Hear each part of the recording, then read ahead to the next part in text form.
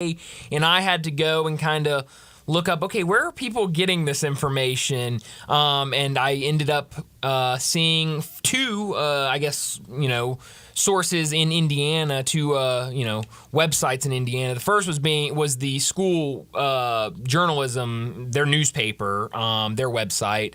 The Daily Hoosier had a list of about 24, 25 names of potential coaches, and Ryan Silverfield was on that. And I said, okay, well, that's not much. That's a lot of names on a list. But then I went over to the 247 page for Indiana, and they have their hot board for head coaching hot board, and updated this morning, 11:28.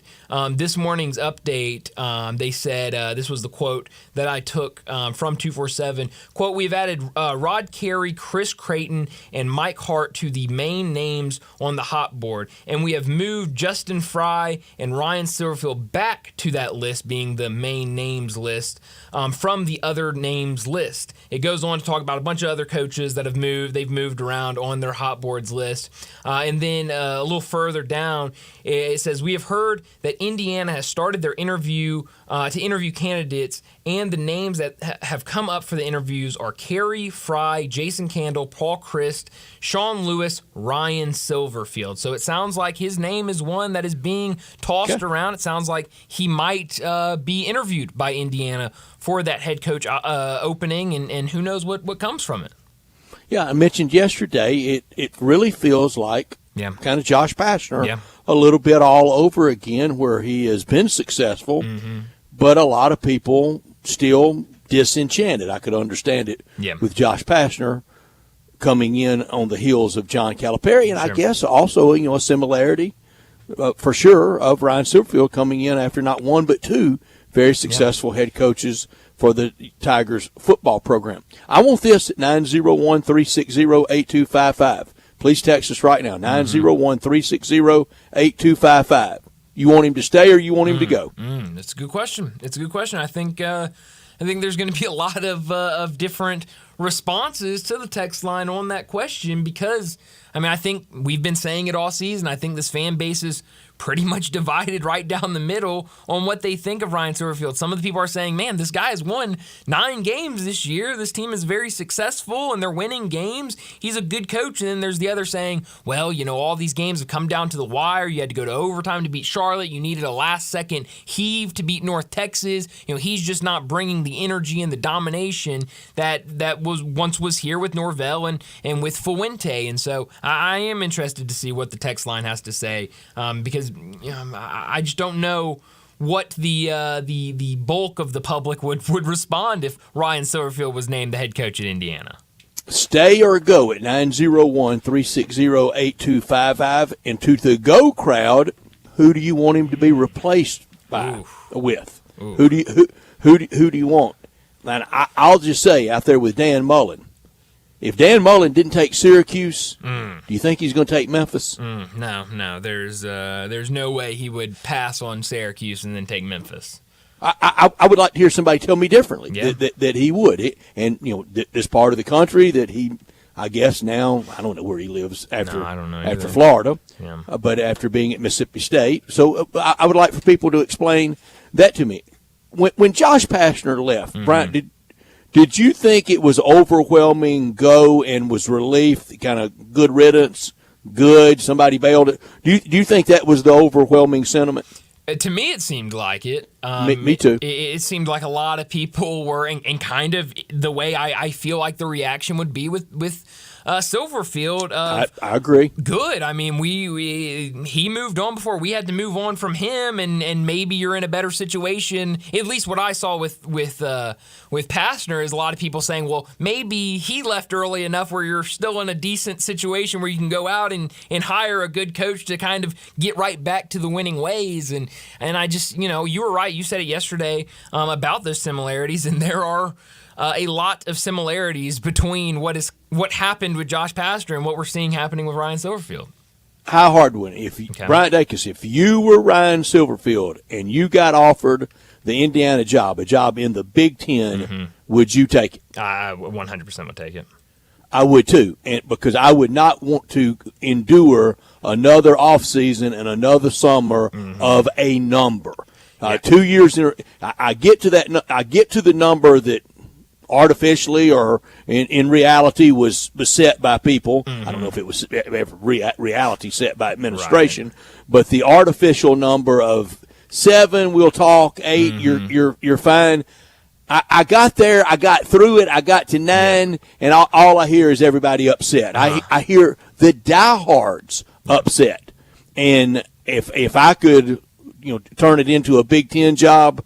Thank you very much, Memphis, for my first head coaching job, and see you when I see you. Yeah, no, I completely agree with that, and it just, it's kind of the same thing that happened to Josh Pastner is you get this new job and your clock resets and you can just start over and figure things out, and you're not on that leash from the fan base of you've got to reach this many wins, you got to do this, you got to do that, and then when you do that, now you got to do this, and why didn't you do that? And so I think he would leave if that job was presented to him.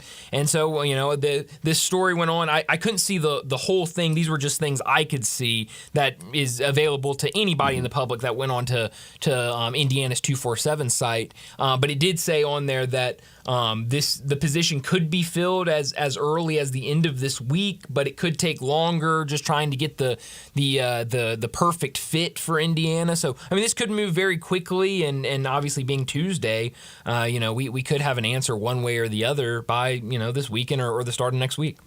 And for him, it would be leaving one, I think, basketball school for another one that clearly is a basketball school. Absolutely. Don't you think that? Also, similar to Josh Pastner leaving, Josh left a basketball school for Georgia Tech. Yes.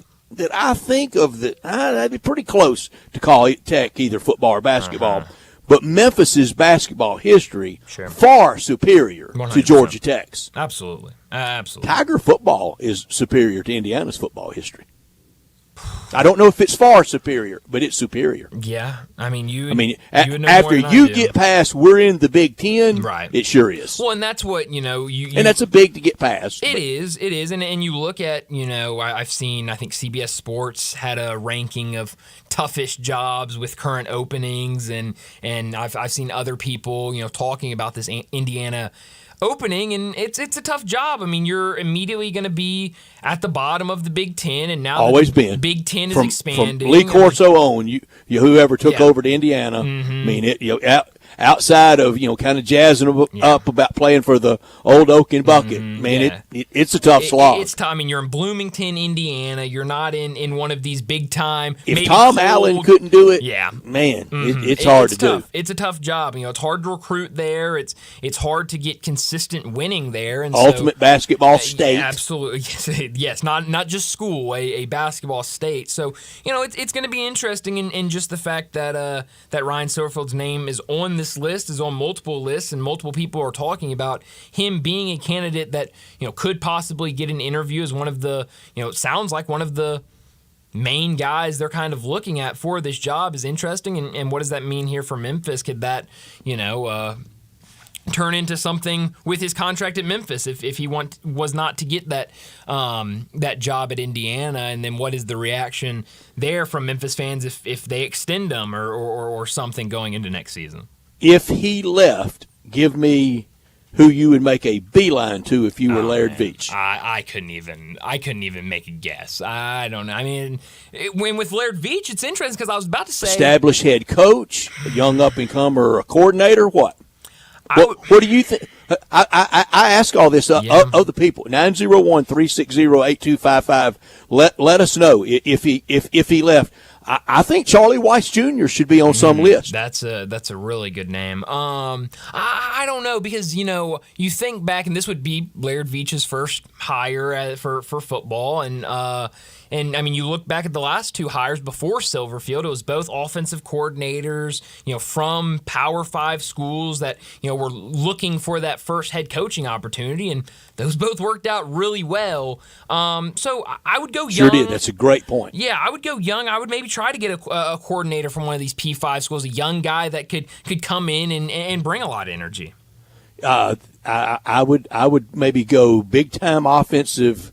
Yes, young whiz kid. Well, and that was I think Norvell that would probably be Fuente. first. I mean, that's both of them were known for offense and kind of that high flying and fast and offense. Again, when Ryan Silverfield was hired, there was little to no blowback to it. Not at all. Not at all. I mean, it was so maybe he wasn't crafted or defined as whiz kid. Yes. But there was zero blowback to that. That is absolutely rewriting history. Yeah, no, it's a fact that everybody was on board. I mean, I remember I was with Go Tigers 247 when it happened, and I had buddies on the team that were texting me the morning that it was going to be announced saying, hey, we're about to go into a meeting. It's going to be Silverfield. And I remember texting a lot of people, and I remember the immediate response was, the players want it. He comes in this system that Norvell's been running. This is a perfect hire. They're just going to continue doing what Norvell and what Fuente People were did. Proud of it. People were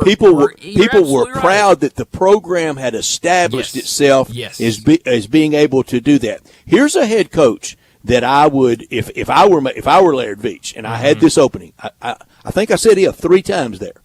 So if you don't hear me, nobody's saying it's done, if I'd have Rich Rodriguez on the list. Whew, that's a great name. I mean, what he has done first year for Jacksonville State in FBS has been unbelievable. And now, because not enough teams were able to qualify for bowl eligibility, he's got his team first year in the FBS in a bowl game. That'd be a great hire. Would you have Bobby Petrino on it? Yeah, why not? Sure. Got to talk to him, don't you? I mean, got to. I mean, that's sure. Why not? What about? I love that Arkansas. The reports go. It hadn't been anything official from the athletics department or from Hunter Yurchek, but the reports are that they are vetting him. Interesting. Hey, how about something novel like a Google search? Well, hey, How about something novel like walking down the hall and looking through your old employment files? Brett. How about something really novel like all the stuff that was freedom of information that they blocked and wouldn't let out at the time? Brett, I'm not super well versed on how the whole vetting process goes, but those seem like maybe step 1 and step 2. How about a relationship with a guy 54 with somebody 25 that was a university employee? Again, that might be step 3. I mean, those seems like the first things you would do. I mean, I don't think you got to hire Barnaby Jones here to do the investigation. No, absolutely not. I'm curious. We've gotten some texts about everything we've been talking about. Some people are saying Memphis couldn't get a better coach. Stay. Some are saying go. We have one. It's just a ploy for a raise. Very well could be. Good for him. And then good for him. And then on the conversation of what kind of coach you would go after, Keith texts in and he says, what about Sean Lewis, head coach at Kent State, or G.J. Kine, who is the head coach at Texas State? G.J. Kenny. Kenny, right. Mm-hmm. The at head Kent coach State? Sean Lewis at Kent State, right? Okay. All right. Or he was at Kent State, I should say. He's now at Colorado as their offensive coordinator. Okay, because I was going to say, I think Kent State went 1-11 this year. Yes, you're correct. I'm still living when he was the head coach. Okay, I'm sorry. No, he's at Colorado now as the offensive coordinator. I think both of those names are. I don't knock that. I really don't. I mean, what Texas State has done, and I kind of kept an eye on Texas State. I know everyone was kind of big on them at the beginning of the season after they beat Baylor. You crawl from Texas State to be coach at Memphis, don't you? And I used to play with Lincoln Perry, who is a running back there. He's been out all season. He tore his ACL. So I've kind of been following their team and kind of through what he's been posting and stuff. And it seems like everyone is fired up to be a part of that program, what he has built in this short time, what he's done in the transfer portal. I mean, it seems like there's a lot of energy down there at Texas State. So if that opening was to come open, that's a name I would have right at the top of my list. He's a young guy. I mean, this offense runs a really good offense. So that's a name I'd look at. So very interesting. It's interesting, and this is keep the text flowing. Yeah, and this is certainly a conversation that that we'll continue to have and we'll continue to keep an eye on. We didn't make this up out of thin blue sky. No, like I Others said, reported it. We're passing it along. Yeah, like I said, I mean, if you're listening, you can go on to Indiana's 247 page. I don't know the official name of it, but if you look up Indiana 247, it'll be the first one that comes up, and they have their whole list of coaches and names and updates. They're updating it, I think, once every morning and every afternoon with news and things they're hearing. And I think I was able to see everything from today and a little bit from yesterday before it was behind a paywall. So you can go over there, but we'll definitely keep a close eye on this as we get closer to Indiana making a decision, I guess. And if to the 27th million power, if Ryan Silverfield left, wouldn't that be some accomplishment for 3 straight Tigers football coaches to parlay it into gigantic jobs when we went forever with maybe Fred Pankos leaving for Vanderbilt for anybody leaving for really anything better. You're absolutely right. No, it's good. It's great. It's kind of shown what this program has done. Last text before we got to get to top and not top story. John Summerall. That's a name that's been out there for a lot of openings in the SEC, different places. We had text in listing his name as a name they'd have as atop their list for a Memphis opening. That would be great. My guess would be, and knowing him a little to pretty well, I have not talked to him at all ever about his future employment.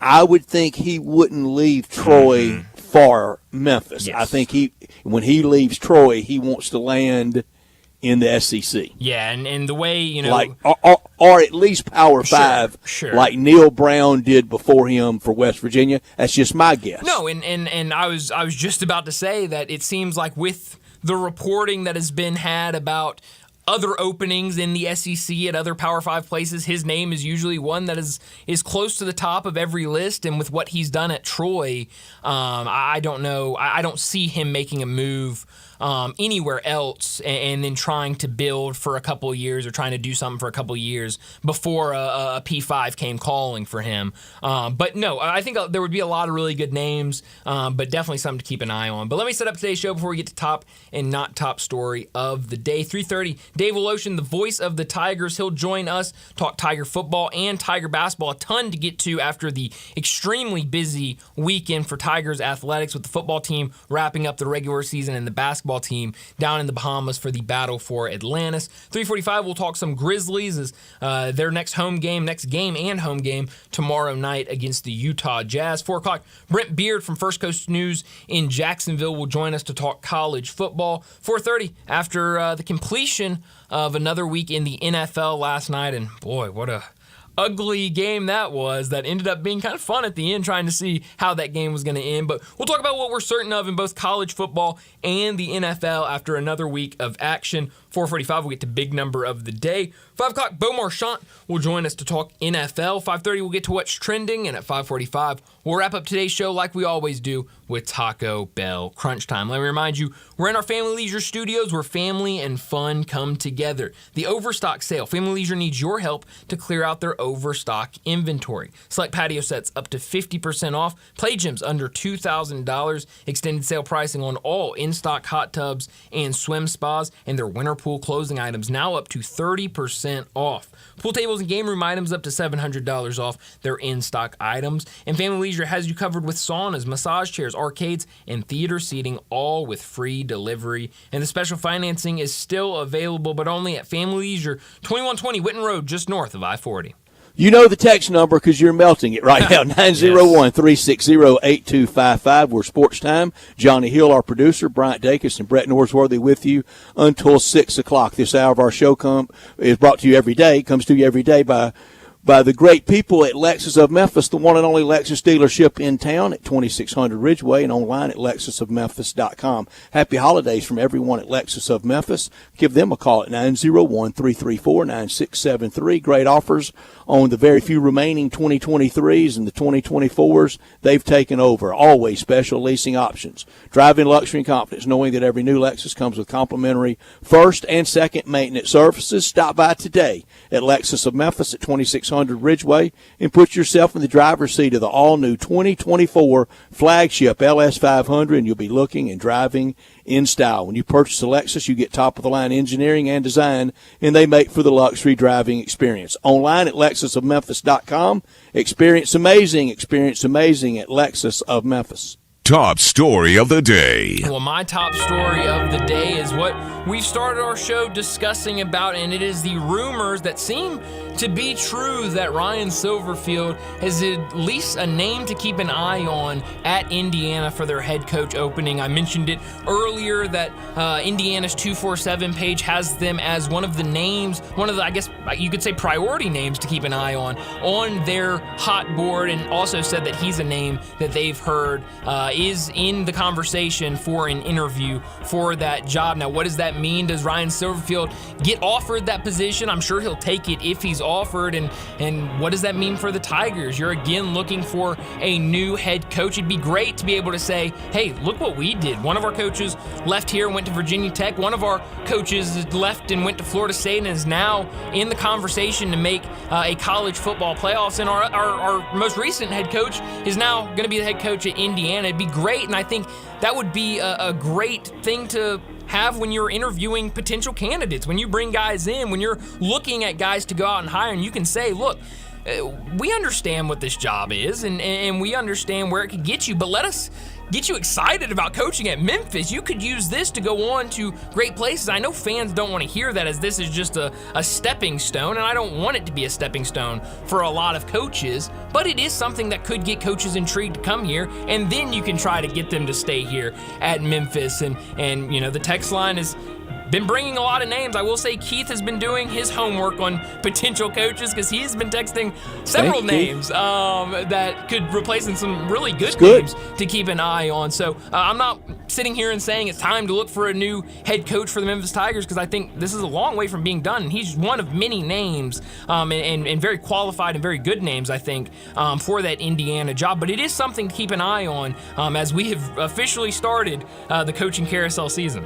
We have, and it caused a change in the old top story, and Sure we've hit the over already on if. I don't think we could have said that more times. If this occurs. If it doesn't, then Ryan Silverfield goes into next year with another year, another summer of having to hit a number. And for him, I don't think that would be very comfortable, especially with all the clamor that this year with 9-3 that it brought. But that's my top story as well, this breaking news. And again, I think it's flattering. I think this is welcome at the University of Memphis. For so long, you know, let's be honest, the coach was fired, you know, unceremoniously. I mean, just, you know, really not very flattering, a lot of coaching changes, and just kept chugging through coaches. Now I've hit on Fuente, hit on Norvell, and it appears, you know, Big Ten interested. And if it is a ploy to get a raise, I don't blame him at all. That's life in the big leagues. Right. All this is flattering. All this is a really good problem. Not top story of the day. No, you're absolutely right. It's a good problem to have, and you know, who knows what we're talking about a week from today. If we're talking about another season, let's look at the transfer portal and what is Ryan Silverfield going to add, or are we talking about, hey, it's time to look for a new head coach? My not top story of the day, Brett, it's officially here. There's been a lot of talk about it in the college basketball world, but tonight starts the ACC SEC Challenge, and there are some great games on tap for tonight. 6 o'clock, we've got 3 games set to tip off. Number 21, Mississippi State at Georgia Tech. That game on ACC Network. Notre Dame at South Carolina on SEC Network. LSU at Syracuse on ESPN2 at 6:30. 8th-ranked Miami at 12th-ranked Kentucky. That game on ESPN. Also at 6:30, Missouri at Pitt on ESPNU. Then at 8, NC State at Ole Miss on ESPN2. But we'll also have coverage right here on Sports 56. And then to end the night at 8:30, Clemson at number 23, Alabama on ESPN. I'm excited for a lot of these matchups. Heck yeah. And some really good games set for tonight, highlighted by that 8 versus 12 Miami and Kentucky tonight on ESPN. And a reminder, coming up in mere minutes, we'll have the voice of the Memphis Tigers, Dave Woloshin. We'll see what he can let us know, what he could possibly report about this breaking news of potential interest of IU, the Hoosiers, with Ryan Silverfield. My not top story, there's the clean, easy path for the College Football Playoff Committee. Simple. Georgia beats Bama, Michigan beats Iowa, Washington beats Oregon, FSU wins the AAC championship game. Total meeting time should be about 15 seconds, and that would be a waste of about 14 seconds if all that occurs. But if it goes haywire, then Georgia, Washington, Florida State could all be out. Georgia could all be out. The SEC could all be out. I don't see any scenario for Ohio State, no matter what happens this weekend. Difficult for Bama and Texas potentially, and we know who has priority. We know if it's down to Bama and Texas. Come on, Alabama. Any fair, reverse everything. Reverse everything. And you know what everybody would be advocating. Let's be fair. Let's not move the goalpost when it's maybe a potential to harm our desires. Brett, you've been talking all college football season about the weekend of crazy, the weekend of upsets, the weekend of madness. You might get it this weekend with all of these conference championships and what it could mean for the college football playoffs. It very well could happen Friday and Saturday of this week, and it's going to be a lot of fun to watch. But that'll do it for top and not top story of the day. Let's go ahead and get to our first break of the day. When we come back, we'll talk Tiger football, we'll talk Tiger basketball with the voice of the Tigers, Dave Woloshin. Add a little fun to your lunch break. Wow, John, Johnny live radio for Sports 56 Happy Hour from 11 to 1 every weekday on Sports 56 and 98.5 FM. It doesn't matter if you're at the lake, if you're hunting, fishing, playing golf, or just playing around, Scooters Plus can hook you up with the mobility that you need. Scooters Plus has the largest vehicle and parts inventory in the Mid-South and the best service department. You can choose from ATVs, UTVs, golf carts, motorcycles, dirt bikes, trikes, scooters, and even electric bikes. Come in today to start or wrap up your holiday shopping with 25% down on Christmas layaways. Scooters Plus, 3425 Summer Avenue. Call Sam at 458-8843 or go online to scootersplus.us. Roofs, and more roofs. Chris Price here with Metro Builders. Is your roof leaking? Do you have mold stains on the ceiling of your home or business? Is your carrier denying your claim or offering a repair simply because they don't have enough documentation? You need a contractor that performs work for insurance claims for policyholders each and every day, and Metro Builders is here to assist. Call Metro Builders. At Metro Builders, we provide free estimates, consultation, and claim repairs. Metro Builders' process of arriving, inspecting, diagnosing problems, and estimating is second to none, commercial and residential. Our team of Hague-certified technicians are standing by to assist you with providing estimates and photos to your carrier to document your loss. All you owe is what your policy states. No large fees on top of the final scope. We use high-grade materials and are certified by companies like Atlas, CertainTeed, Owens Corning, and Mulehide with labor warranties up to 50 years on all of our jobs. Metro Builders provides roof repairs across the Mid-South. Call Metro Builders to schedule your inspection free. Call me. 901-375-1717. That's 901-375-1717.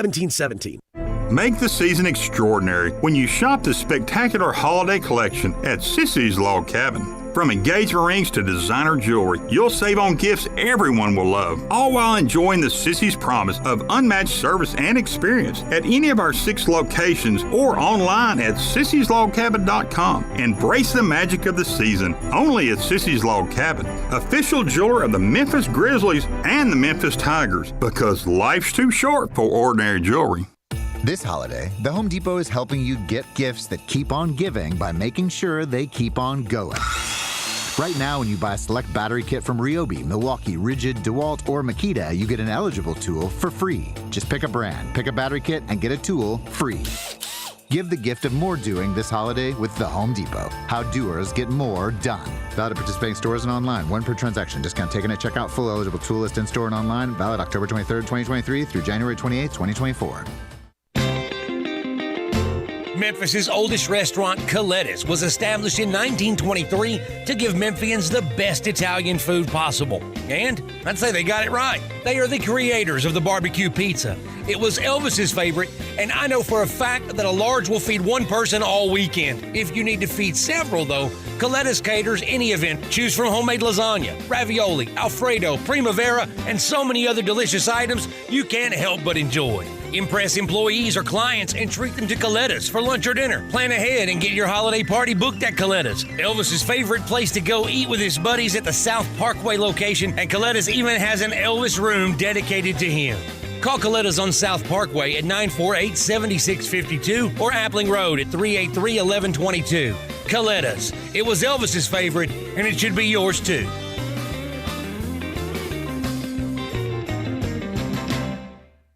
Let's welcome longtime voice of the Tigers and host of Wolo and Friends. Weekday mornings at 10 right here on Sports 56 and 98.5 FM. Dave Woloshin to talk Tigers football and basketball with Bryant and Brett. Voice of the Tigers, Dave Woloshin, joins us now to talk Tiger football and Tiger basketball. And Tiger football team wrapped up the regular season Friday morning with a win over Temple in Philadelphia. And Dave, now that the regular season is behind us, what were your overall thoughts on this regular season? And me and Brett are getting the grade book out. But what kind of grade would you give the regular season for the Memphis Tigers? I'd give it a B. Okay. I think I'd give it a strong B. Yeah. Only 10 teams in history have won 9 games. They have a chance to win a 10th. That would be the 4th team in history over 100 years of playing football.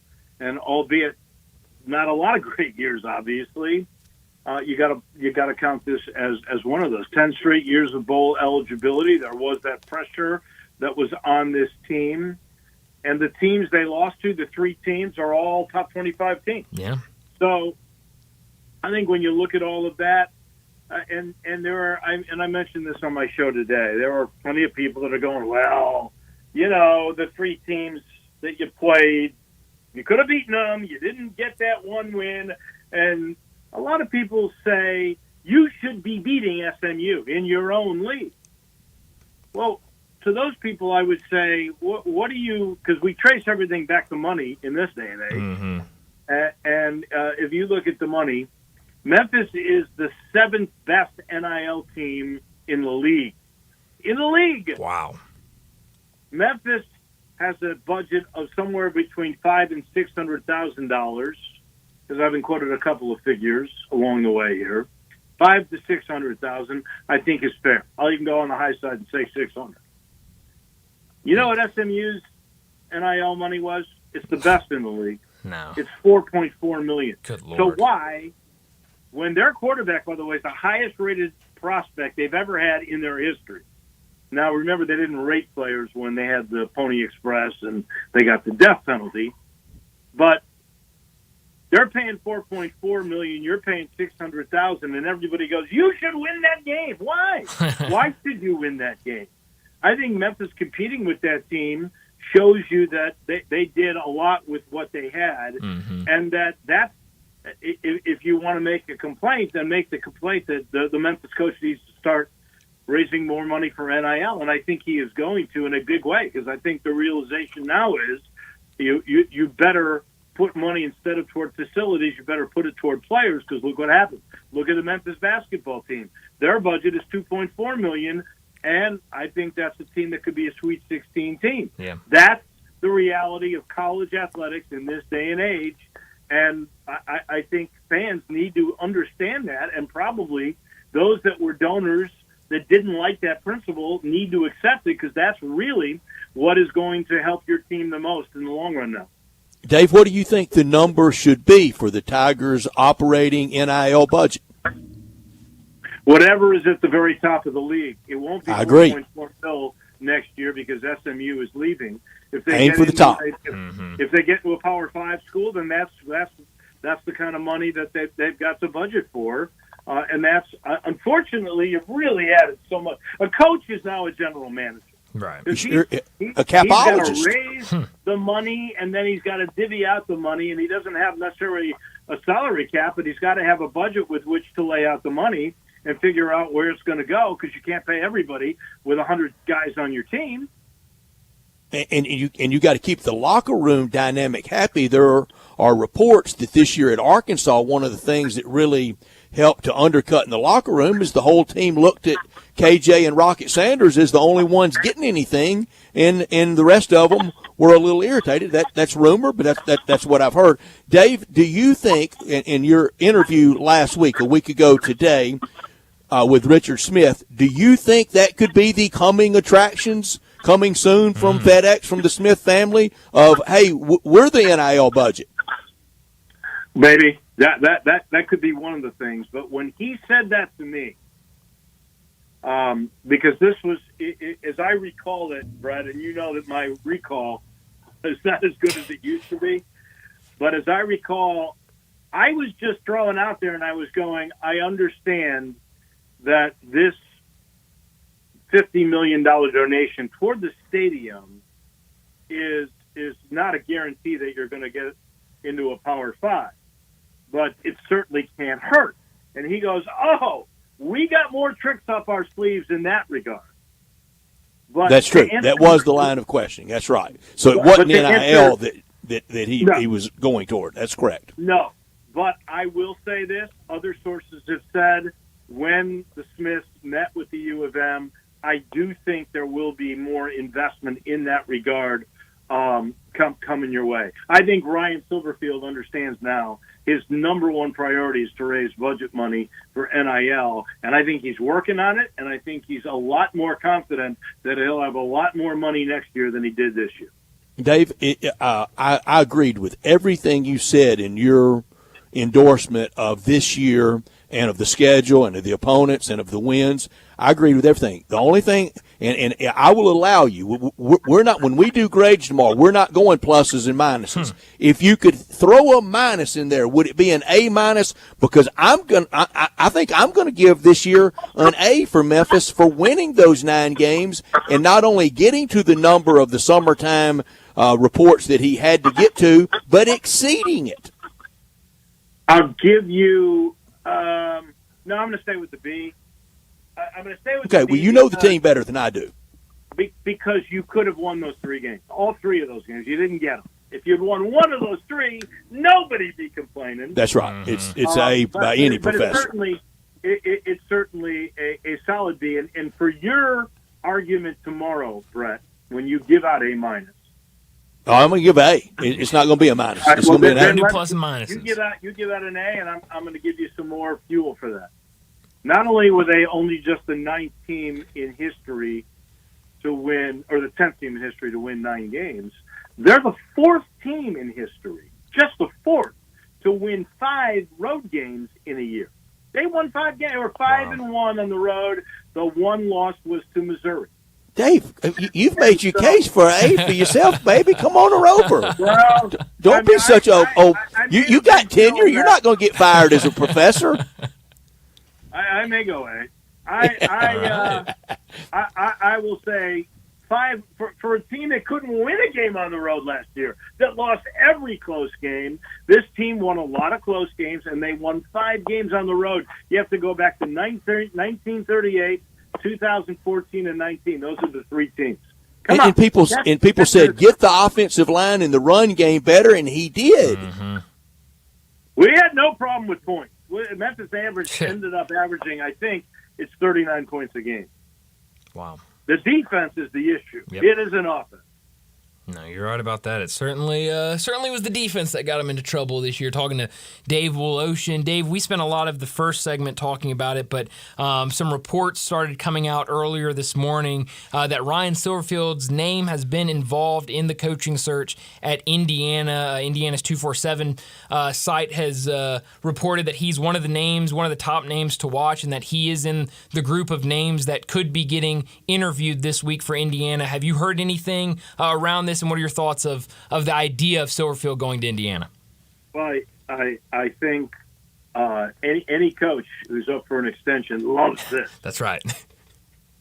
Any agent that represents you would love this. Might even put that out there to chew on. I think for Ryan, it's probably a little vindication because, Ryan has not exactly been totally embraced, let's be honest. No, not at all. By the media, by a lot of the fans. 9 wins in a year is only the 10th time, as we mentioned. 5 wins on the road, a chance to win 10. Only 3 other Memphis teams have done that. And the coaches were Ralph Hatley, Justin Fuente, and Mike Norvell. That's pretty historic. And you can make all the arguments, well, they didn't play any, but they played the teams that are in their league. That's right. They're the ones. And again, I'll go back to the 7th in his own league in NIL. I think it's pretty good, and I don't think he's been embraced. And if he has a chance to go, reset the clock at 5 years, then, if I'm him, I'm thinking about it for sure. I think he really likes Memphis. He's not married anymore, so he can pick up his dogs and leave without any problem. The only land he owns is on a river in Florida. So, there's no stopping him if indeed that was a really attractive offer for him.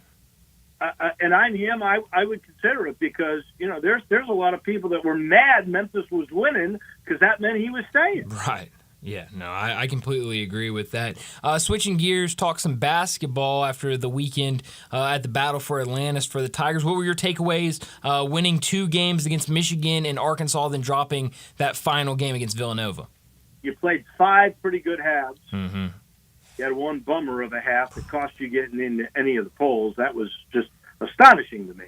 Really, I think if I'd asked either of you guys, and I think you're both very knowledgeable, after Memphis beat Michigan and beat Arkansas, I'm thinking no worse than 23-24, maybe as high as 20-22 in both polls, and then you just had that stinker of a half against a very good Villanova team that'll probably end up in the top 10 to 15 when it's all said and done. But you hope it's a wake-up call because they really did. The thing I like the best is they had that 21-2 run or whatever it was in the last 9 minutes of that game. That showed you that this team will fight. They could have just quit and packed it in. I really believe, and I don't know if they consider like that Arkansas game the way I did. When they beat Arkansas, I go, look, this is a successful tournament. Who cares? This is what we wanted, right? And if they're thinking along those same way, it's real easy not to play that well in the third game. 3 games, 3 days. I know Villanova had to do it, but I think Memphis felt they'd already taken care of business after those first 2. And the thing that worries me a little bit is Quinterly. If those knees, and I think he was bothered with that knee, if that's going to be an issue this year, it could be an issue. He is really, really important to setting the pace, to leading this team. And if he's going to be, knee bothered every other game, that's going to be a problem. Yeah, well, get a week off before playing Ole Miss, so maybe some time to recover a little bit with that knee. But, Dave, thanks so much for joining us. We'll do it again next week. You got it. I look forward to it. I look forward to chatting with Brett about coaching carousels. I hear Bobby Petrino is going to end up back in Arkansas. Lots of good stuff to chew on tomorrow, Brett. Yeah, it will be, Dave. And I think I can promise a studio appearance, I think. Ooh. Oh, wow. Very good. See you tomorrow. Thank you, Dave. Thanks, Dave. Dave Woloshin, the voice of the Tigers, joining us every single Tuesday. You can also hear him every single morning, Wolo and Friends on Sports 56. And Brett mentioned that interview last week with Richard Smith. If you didn't hear that, you can go to the podcast and find it from last week. I also believe it's in featured audio. You can also hear that interview about FedEx and what they're doing with the University of Memphis. Would you believe I've got an Indiana source? Brett, I don't put it past you, but it does surprise me, yes, a little bit. All right, to a person that has great knowledge of all things IU. All right. I'll read you the text I sent to him. Do you think the Ryan Silverfield to IU is serious? Hope you're well. Sent back. Trust the 247 folks up there, and they seem to think he's kind of a B-list candidate right now. Certainly in the mix, but maybe not among the top guys at the moment. And that's kind of what I expected. I mean, if you look at, I didn't go through all the names that they were talking about on their list, but it seemed like there were other candidates that would be in front of him. And so it doesn't surprise me, but, he's in the mix, and it sounds like a lot of people up there think he's a name to certainly keep an eye on. So definitely something we'll keep keeping an eye on. I guess I've said keep an eye on like 4 times now. But, we'll pay attention to this and see what comes from it. But let's go ahead and get to a break. When we come back, we'll talk Grizzlies. Join the voice of the Tigers, Dave Woloshin, for Wolo and Friends. Weekday mornings from 10 to 11 here on Sports 56 and 98.5 FM. Want to play a private country club but only pay daily greens fees? Meadowbrook Country Club in West Memphis is your place. You can now play a beautiful, challenging course for only $59 plus tax, including cards. Meadowbrook Country Club features champion Bermuda greens and now is available to everyone. A membership is only $350 per month and includes tennis, pickleball, and swimming, plus a great restaurant and bar. Golf Pro Mark can even fix you up with custom-made tricks on clubs. Call 870-394-4186 today for your Tuesday through Sunday tee time at Meadowbrook Country Club in West Memphis. Check. You might already know about the Acura MDX. V6 engine, seat 7. We have an announcement. We swapped that engine with a specially made 3-liter turbo V6, race-tuned the steering and suspension, and for the first time, added Type S performance to an SUV. So we're just gonna drop this right here.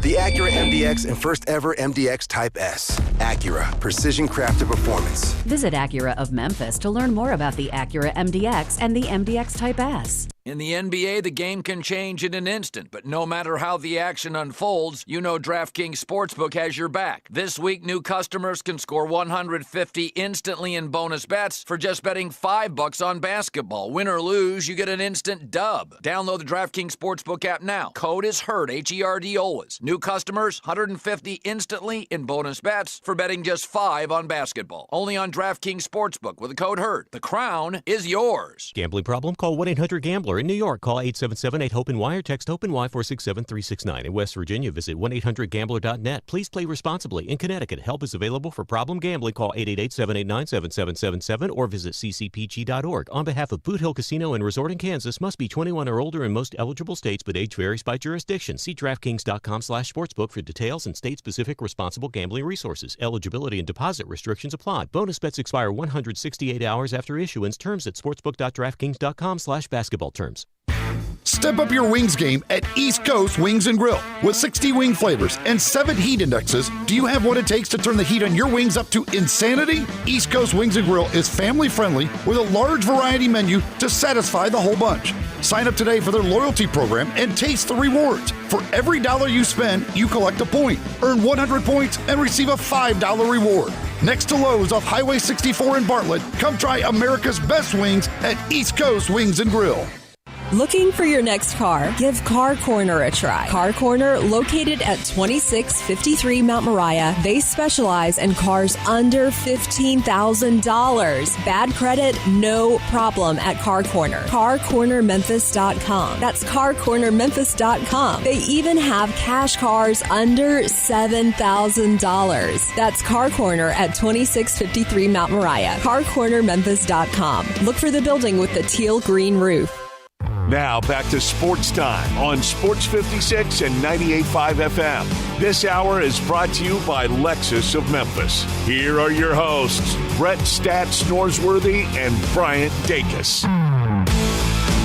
Welcome back into Sports Time. Bryant and Brett with you. Johnny Hill producing as we wrap up our first hour. And Brett, we've talked a lot of Tigers to start the show, Tiger football and Tiger basketball. But we got to talk some Grizzlies. They're off tonight. They were off last night, but back in action tomorrow night at home against the Utah Jazz. As unfortunately, as we're getting ready to start the month of December, still looking for that first home win of the season. Maybe they can get it tomorrow night against the Jazz. Yeah, Brighton, the record does not lie. That's who you are. And unfortunately for us, and I know it irritates Grizzlies fans, but even yesterday with DeMichael and almost any Grizzlies subject matter, until we change the story, and there's some wins, it's all negative. I'm sorry. Yeah, I mean, we can't whoop that trick or wave these towels right now at 3-13. No, you can't. And it's I've heard,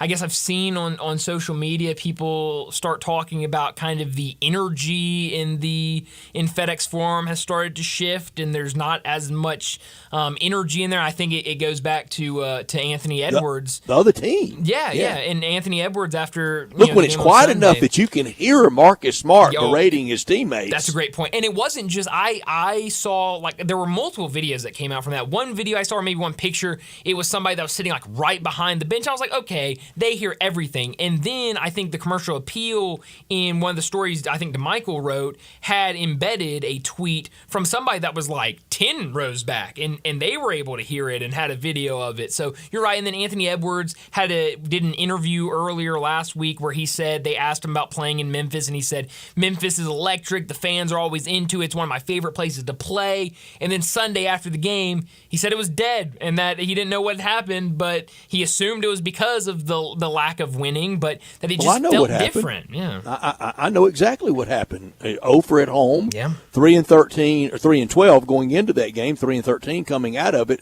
when he made his comments, his quotes, and our transcendent superstar has jeopardized the future of this franchise. Yeah.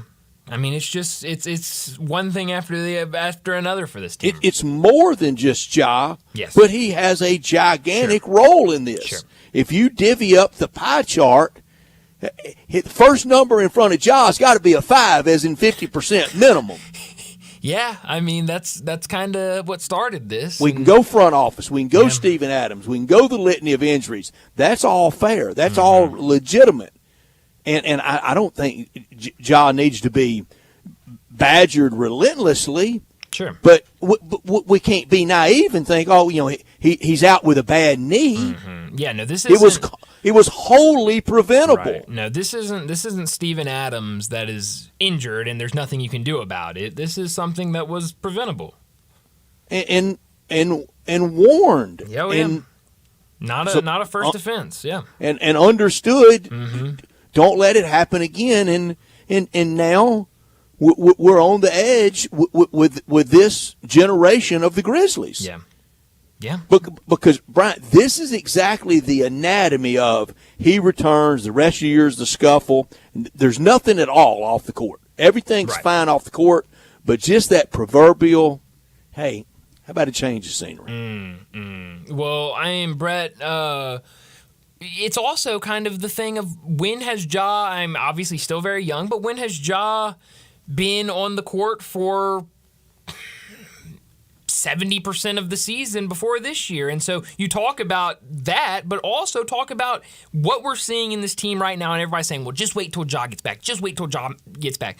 But if I'm looking at past years, I have a pretty good feeling Ja, unfortunately, probably won't be healthy the entire rest of the season when he comes back. That's a very fair point, Brian. And when he comes back, is it all of a sudden going to be presto changeo of him on the ball defender? No. Oh, no, not at all. No, defender. Oh, I hope he's been working on that jump shot. Too. Oh, yeah. And because a lot of the defense. Because a lot of nights it looks like Hoyt Wilhelm's knuckleball going up there. Johnny, are you familiar with remind me the name again, Brett? Hoyt Wilhelm. Hoyt Wilhelm? Are you familiar with Hoyt Wilhelm, Johnny? I am not familiar. Okay, I didn't think so. Famous knuckleball baseball pitcher who has a distinction. He did something in his very first at bat that he never did again in the rest of his career. What's that? Hit a home run. Oh, really? Really? Can I get a year, and just some Long sort of? time ago. Yeah, I was thinking. I didn't think it was anytime recent.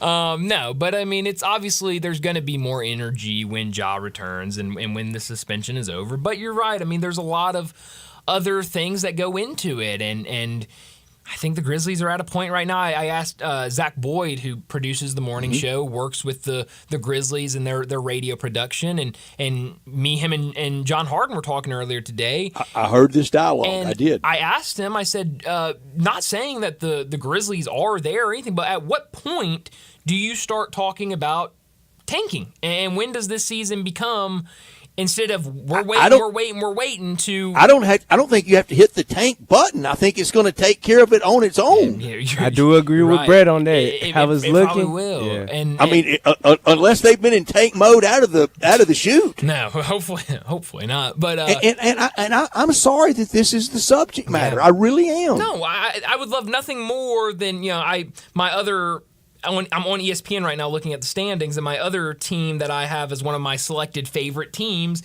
is the Oklahoma City Thunder. One of my friends work for the Thunder, so I keep an eye on the Thunder. And they got a big one tonight. And yeah, I mean, they're right now, in terms of the Western Conference, they are in second place in the league. I would love for the Grizzlies to be in second place right now, and us talking about all of the success that they've had to start the season, but we're Oklahoma not there. City playing Minnesota in a big one tonight in the NBA group play, and the Grizzlies outside looking in. Yeah. I've told the story before. In 2010, when Ole Miss opened the season, opening day, losing to Jacksonville State, I told Gary Darby after we got off the air that day, I said, the real bad news of this?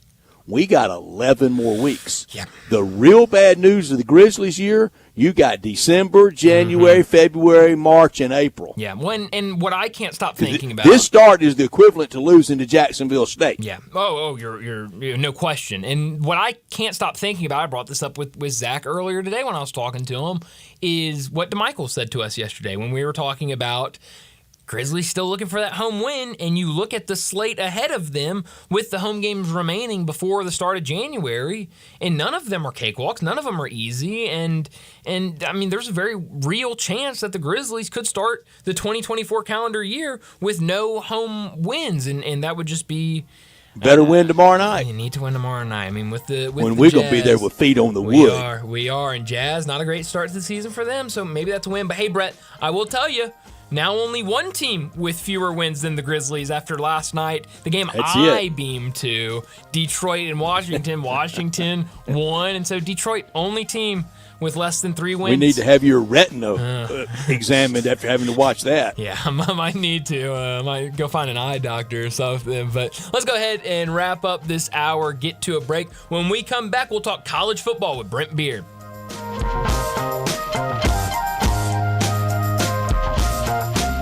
Simple, smooth, and every sip as easy as the last. Tito's handmade vodka tastes just as good with tap water as it does with your favorite mixer. Back in the day, Tito distilled, hand-bottled, taste-tested, sent to a few friends, then taste-tested again to give you the finest juice around. No frills, no flavors, no fancy labels, just the good stuff. Just Tito's. For recipes, videos, and more, visit Tito'sVodka.com. Distilled and bottled in Austin, Texas, 40% alcohol by volume, namely 80 proof, crafted to be savored responsibly. Oh, I think we're lost again. Wait, what does that sign over there say? Caution wildlife crossing? No, next to it. If you are 60 or older, you may be at increased risk of serious consequences from RSV, respiratory syncytial virus, compared to adults younger than 60. Ouch, I didn't know that. Not all dangers come with warning labels. Talk to your pharmacist or doctor about getting vaccinated against RSV today. RSV vaccines, including Pfizer's, are available. Learn more at bewareofrsv.com. Brought to you by Pfizer.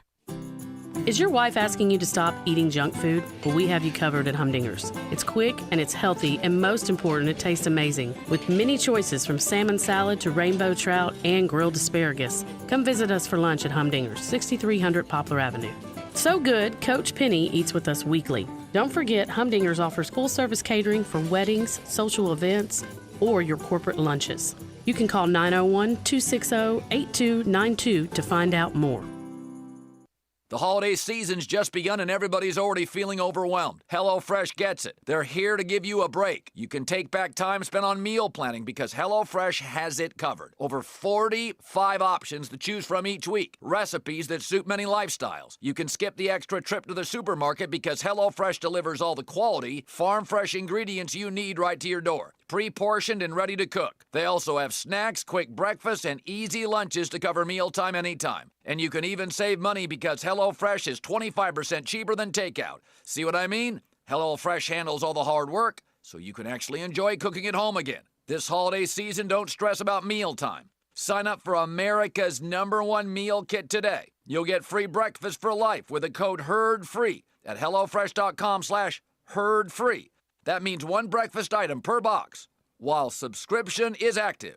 That's code HERDFREE at HelloFresh.com/HERDFREE. How long has it been since you heard the term being overstocked? Well, it's happened at Family Leisure. Yep. That means you get the savings, like select patio sets that are up to 50% off. If you need a play gym, you're in luck because they're also overstocked and start at under $2,000. Pool tables and game room items up to $700 off of in-stock items. Saunas, massage chairs, arcades, even theater seating. Special financing is available with free delivery. Family Leisure is extending sale pricing on all in-stock hot tubs and swim spas. And if you need supplies to close up your pool for the winter, Family Leisure has them up to 30% off. It's been a while since you've heard of an overstock sale, but Family Leisure is right in the middle of one. Huge deals and a huge overstocked inventory. That means great savings for you. It's happening now at Family Leisure,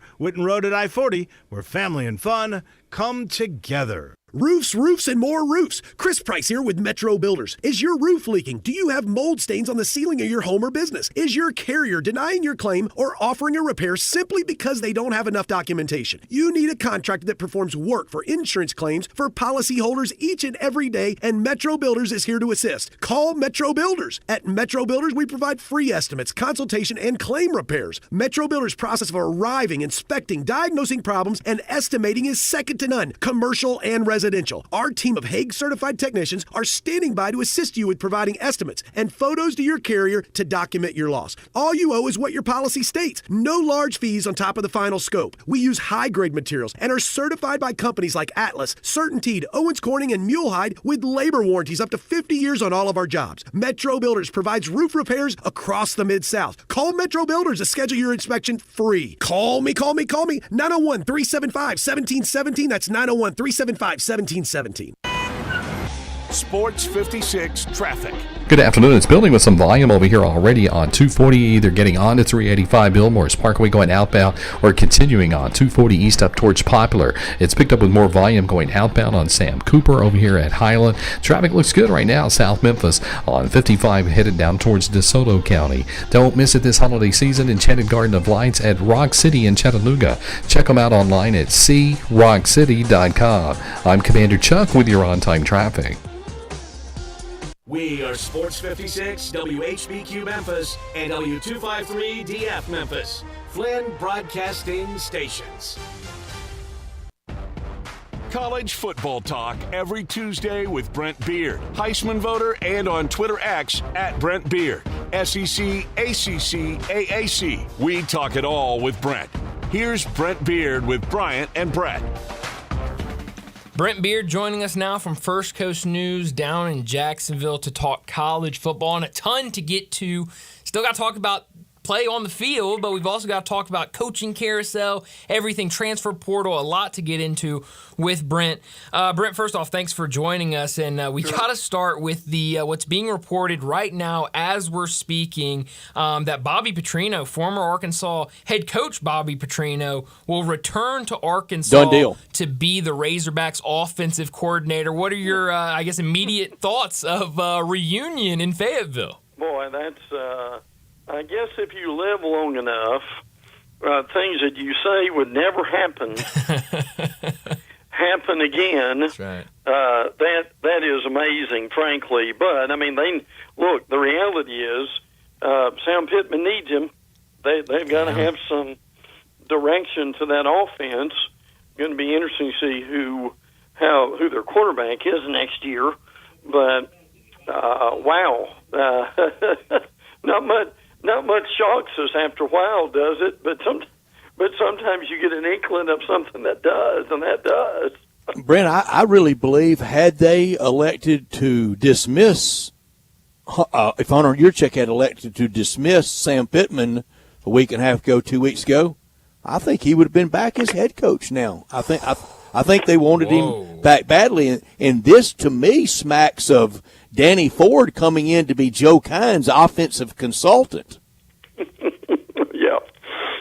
Well, no, I don't care when it comes down to it. The question is not do you have a bubbly personality and can you schmooze all of our alumni?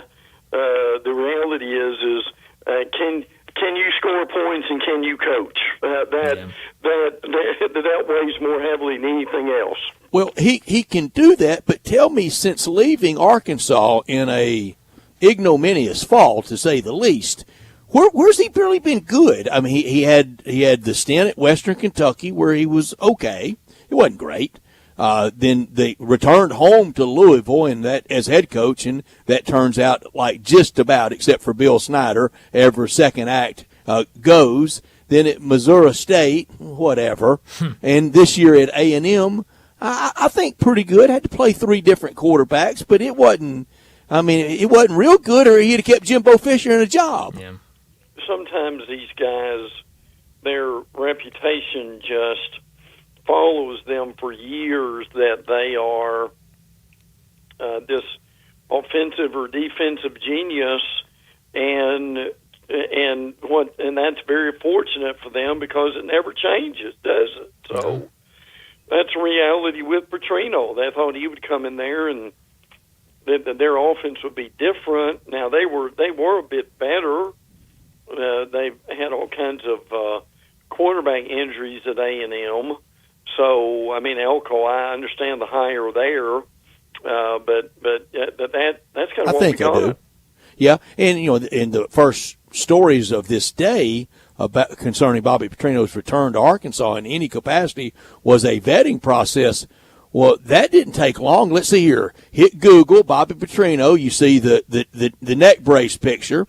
Where he looks like Ted Kennedy after Chappaquiddick. At least nobody got killed with Bobby Petrino. Yeah. You got the neck brace picture. You got him with a younger employee of the university in a Trieste. Yeah. We're good to go. Hire him. I think for the University of Arkansas, the potential of, and I hope this doesn't happen. But what if he had some type of I was going to say benign, but it wouldn't be. But if he had some incident and he was pulled over for anything, and the potential for blackmail. Yeah. Well, I mean, do you think in the deep abyss of that contract, is there a morals clause with him that? Well, it didn't mean much the first time. Well, it didn't. I mean, I'm just wondering if someone's going to have a come to Jesus with him about what his behavior is going to be. And look, here's the other thing. Well, but if he's out, there's a couple others that are out immediately, including the athletics director and the head football coach, and it could go all the way to the top of the university. I mean, it could be board of trustee members have to resign if he embarrassed them. Well, at this point, there's no doubt. The other end of that is, I mean, he goes to A&M for a year, and was perfect figure off the field. Yep, he was. Head coach is fired. What if he goes to Arkansas and Pittman's gone after next year and he's out of a job again? But again, as we said, with a guy like that, you may not have lunch with him, but will he just continue to get jobs until he retires?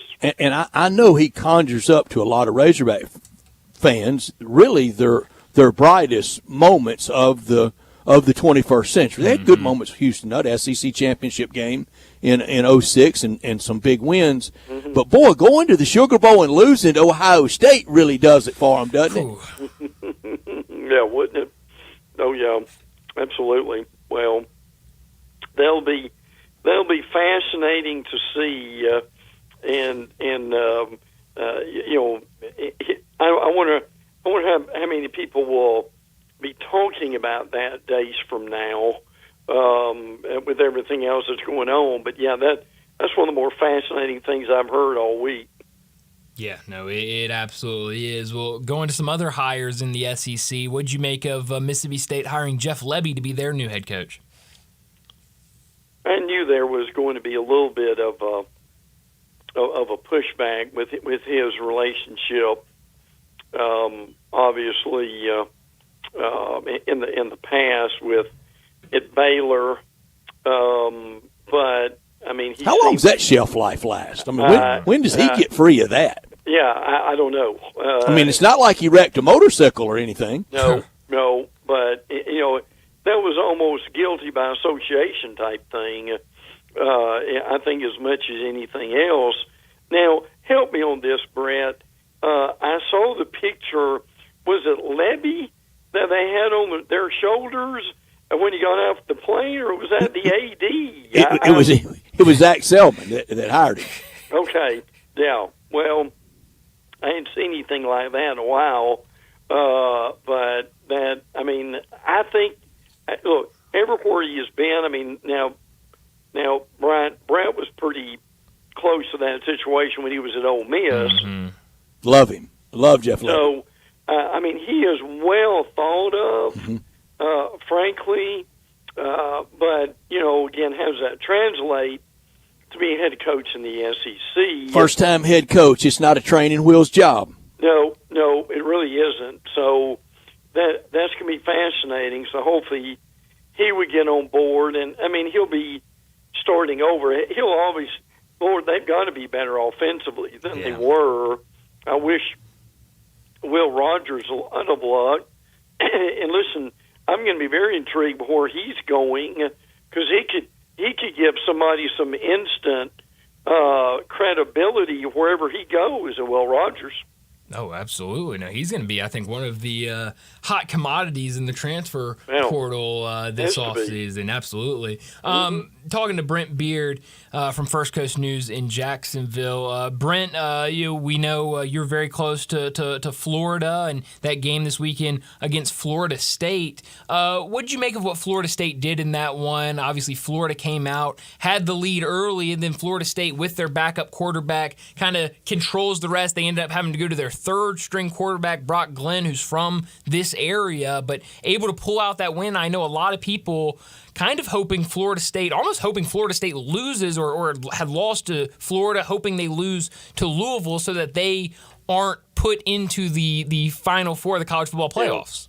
Yeah, well, it's going to be a very interesting week for FSU. What they basically did is they just waited for Florida to implode, and they eventually did, and they were able to win the game.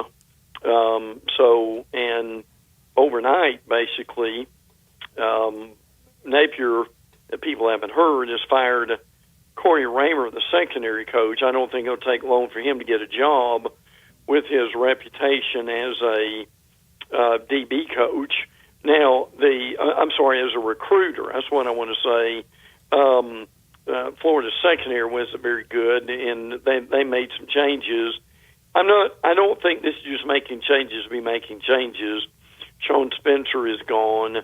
Again, what Napier needs to do is to hire a offensive coordinator and a special teams coach. But on the other side of the track, FSU clicking on all cylinders.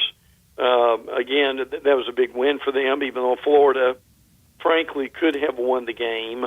But there are a lot of people who believe that Florida State did not play a real tough schedule, even though they did play. That LSU game looks better now with LSU at 9-3. So, are thinking that Florida State's going to be left out because of the strength of schedule that from their conference that doesn't do them a lot of good. So, I give a lot to be a fly on the wall with that committee over the next few days. Yeah, it can be real easy for them, or it can be painstaking. It really could be. We knew when this thing got drawn up, 5 Power 5 conferences for 4 slots, and the SEC has sailed along, always getting 1, sometimes 2, sometimes dreaming of 3, and this could be the year that they're left out. But to even position themselves for that, Alabama had to win arguably 1 or 2 of the wildest Iron Bowls ever. Yeah. Brent, isn't it time to quit showing the kick six as much as TV loves to show it? Yeah, I think Alabama buried kick six in that ball game. But yes, look, I've even seen Auburn people say it's time to move on. I mean, it was Gus's one lucky moment. Look, I've said that with a lot of people as far as, and I've heard this thing from time to time, that Gus is an elite coach, and the reality is Gus is not an elite coach. Gus is an 8'4", 7'5" football coach, and he's made a lot of money to his credit. He's going to several different schools. And projected to go to the Cure Bowl and play Arkansas State. Yeah, so you've got a situation where a lot of people feed off a mountaintop experience, and that basically happened. But yes, that Cam made them all, didn't he? Yeah. But boy, oh boy, what a play that was, what a game that was, and I mean, frankly, that in many ways is Alabama's kick six for a while. It is, Brent, and what it did, and you always prefer to win than to lose. That's the master of the obvious comment. But it hid how poorly Alabama played all day to a team that got trucked by New Mexico State. They really, the disappointing thing for them was defensively and allowing that much for Auburn to run. I mean, it looked like Auburn playing a Gus Malzahn, Alabama playing an Auburn with Gus Malzahn, with all the eye candy, and it took them probably 3.5 quarters in order to get some improvement on defense. They will certainly have to do that against Georgia and getting a lot of that cleaned up, but they were able to stay in it long enough to where they, and obviously the muff punt helped them a lot. Yeah. The officials were frankly atrocious for both teams, but it was in the lore of that game. It's going to be amazing, and people may not have seen this yet, but instead of playing Chattanooga next year before they play Auburn and Tuscaloosa, they've got a road game in Oklahoma, which is very unusual, but you got to put all these games somewhere. So that's coming. That's going to be a tough 2-game stretch next year for Alabama. But what do you expect this weekend in that SEC championship game between Alabama and Georgia? Well, I mean, again, it's the two best teams in the conference. Yeah. It's the two best rosters. I mean, they're basically both built to beat each other. They're both Bama, but one's got Georgia on it. Yeah, right. Well, it is. Yeah, that is very true. I mean, down to the secretarial staff. Kirby Smart has designed everything at Georgia after the Bama building. Yep, no doubt. And they've got obviously similar players, similar staffs. So I don't know yet. I go back and forth with this. I mean, I would probably lean toward Georgia just because of their consistency at this point, but Alabama plays very well in that building, and they'll play better than they did against Auburn. I don't have any doubt about that. But Georgia has been. We didn't think our homeboy Carson Beck would be playing as well as he has, but he has been It's been an amazing year for him, to say the least. So, it is a great game, frankly, and my Stars. That would be hard to believe, and I'm not saying it's going to happen. People are speculating a little bit that the SEC champion would be left out. All right, Brent, you tell me. All right, Alabama wins. Michigan wins, Washington wins, Florida State loses, Texas wins. Who gets in, Alabama or Texas? I'll be honest with you. I really don't know what this committee is going to do. Who would you pick? Now here's the two things. And this may make the difference. Alabama would have beaten the number one team. And you've got Texas, that would beat Oklahoma State. That was around, 20th or something like that. How much of a difference would that be? to me, it would be. There's a big analytics difference here. The difference here would be what are they going to look at? Are they going to look at the head-to-head? What would you look at? Who would be in, Texas or Alabama?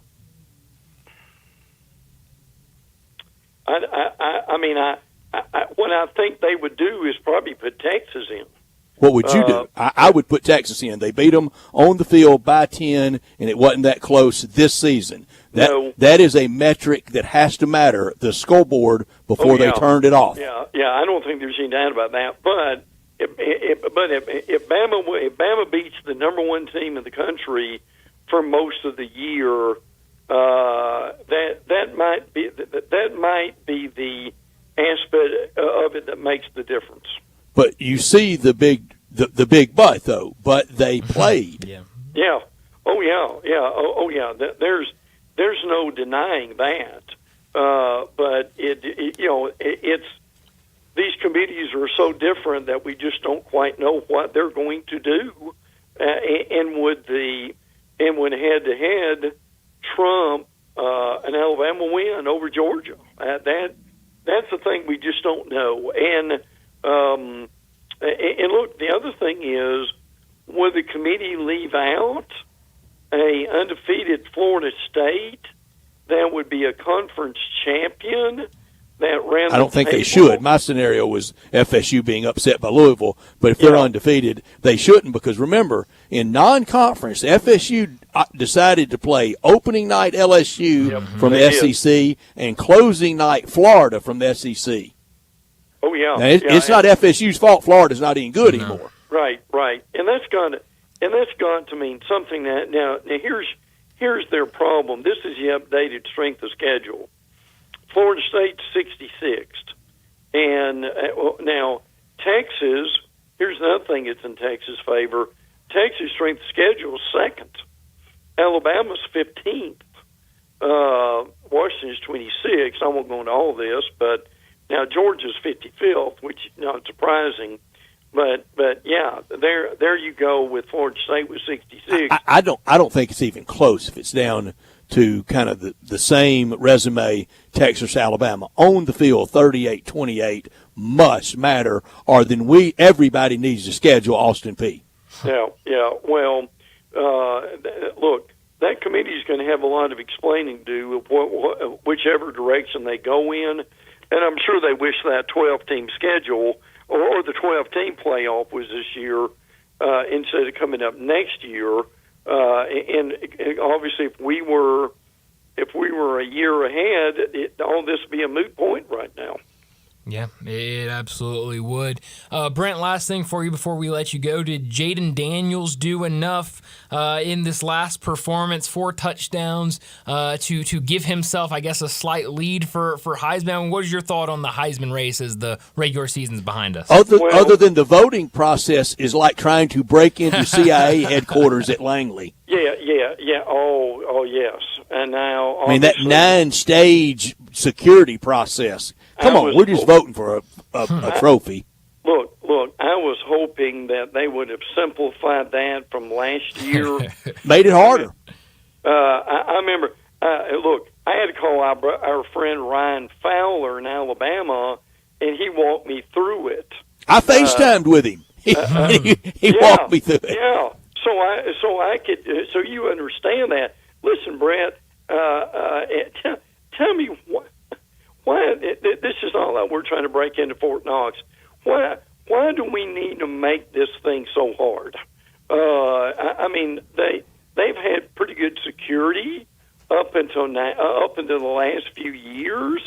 How about a paper ballot and we mail it in to the Heisman Trust on Broadway? I wouldn't have any trouble with that at all. I agree with that. But Brian, to answer your question, I mean, look, this is Bo Nix, it's Michael Penix, and it's obviously an LSU quarterback that's unlike anything that we've seen before in Jaden, and he's got the numbers. But people are very influenced by what they see last.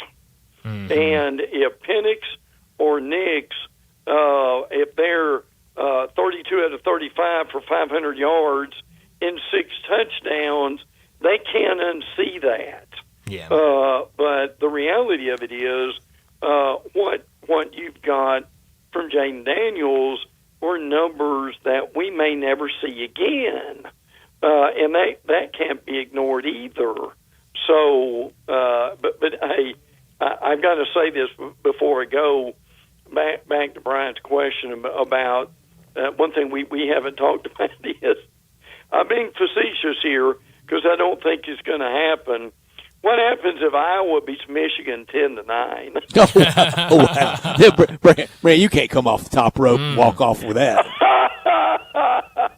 Man, that would be chaos. Yeah, it really would. Yeah, that because see, what's dangerous about that game is nobody is talking about that game. That all they're worried about.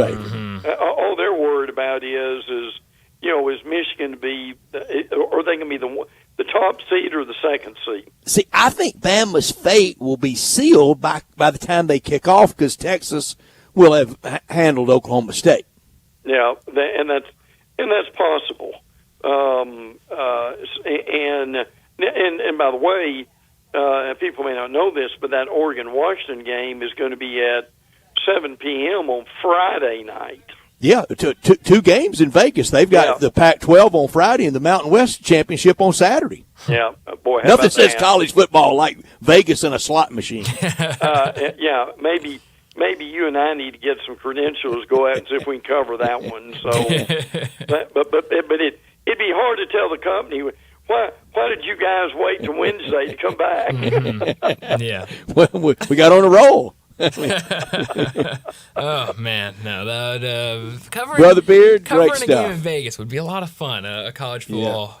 Yeah. Well, you're going to see more and more of that. By the way, I know, and thank God, I know we got a snippet of it, but the league, the SEC needs to wait until after.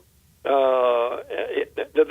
don't need to announce this weekend what the schedule is going to be. They need to wait until we're a week away from it, and it will be a league appointment machine. TV. I mean, everything's going to be out in a few days if they're not careful. Listen, I agree with that totally.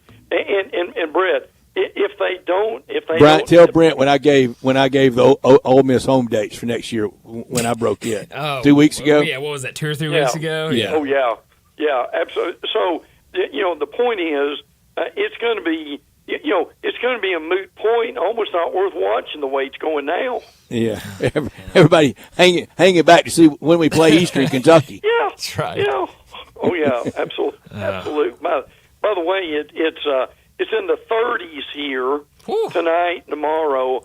It should be a state holiday down here. You need to wrap the pipes down there then. Yeah. And listen, bridges and overpasses. You need to get to the TV station and go live and local with the weather people. That's right. And they're going around here, with it being like 62 today, shivering and talking about how cold it is. I think about what it must be in Memphis right now. And we think it's cold down here. 43 Friday night in Beverly Hills. Look out, global warming. Good Lord. Really? It's getting cold. Well, Brent, thanks so much for joining us. We'll do it again next week. Good. Take care, guys. Thanks, Brent. Thank you, Brent. Brent Beard joining us every single week to talk college football. Live, local, and late breaking. That's right. And it's cold down there. Weather on the nines. Yeah, that's right. That's what we're here for, to bring you the up to the date weather, Brent. That's what we're good at. But let's go ahead, get to a break. When we come back, another week of action, both college football and the NFL are behind us. When we come back, we'll talk about what we're certain of in both college football and the NFL. That's next on Sports Time. Broadcasting from the Family Leisure Studio, we are Sports 56 and 98.5 FM. Make the season extraordinary when you shop the spectacular holiday collection at Sissy's Log Cabin. From engagement rings to designer jewelry, you'll save on gifts everyone will love, all while enjoying the Sissy's promise of unmatched service and experience at any of our 6 locations or online at sissyslogcabin.com. Embrace the magic of the season, only at Sissy's Log Cabin, official jeweler of the Memphis Grizzlies and the Memphis Tigers, because life's too short for ordinary jewelry. A good friend of mine told me about this awesome place for lunch. Oh, yeah? What's the name? Neil's Grill and Bar, where the fat man rocks. Everybody knows Neil. Where's it located? It's located in Yorkshire Square off of Quince. And what's it like? The best lunch place in Memphis. You know, like real mashed potatoes and gravy. Everything is made from scratch. Monday through Friday, daily lunch specials like Monday baked chicken, Italian Tuesday spaghetti, ravioli, Italian spinach, delicious fried catfish, fried chicken livers every Wednesday, Friday, Salisbury steak, barbecue chicken, or if you just want a vegetable plate, the best veggies in town. What about the lunch price? Meat and 2 veggies, $8.95. Meat and 3 veggies, $10.95. And veggie plate, $9.95. Big fat boy portions, man. Man, you're making me hungry. Come hear the best live local music at Neil's. Eddie Smith plays Sundays 5 to 9, Mondays karaoke, Tuesdays Debbie Jameson, Wednesdays Elmo and the Shades, Thursdays John Williams and the A440 Band at Neil's. Where the fat man rocks.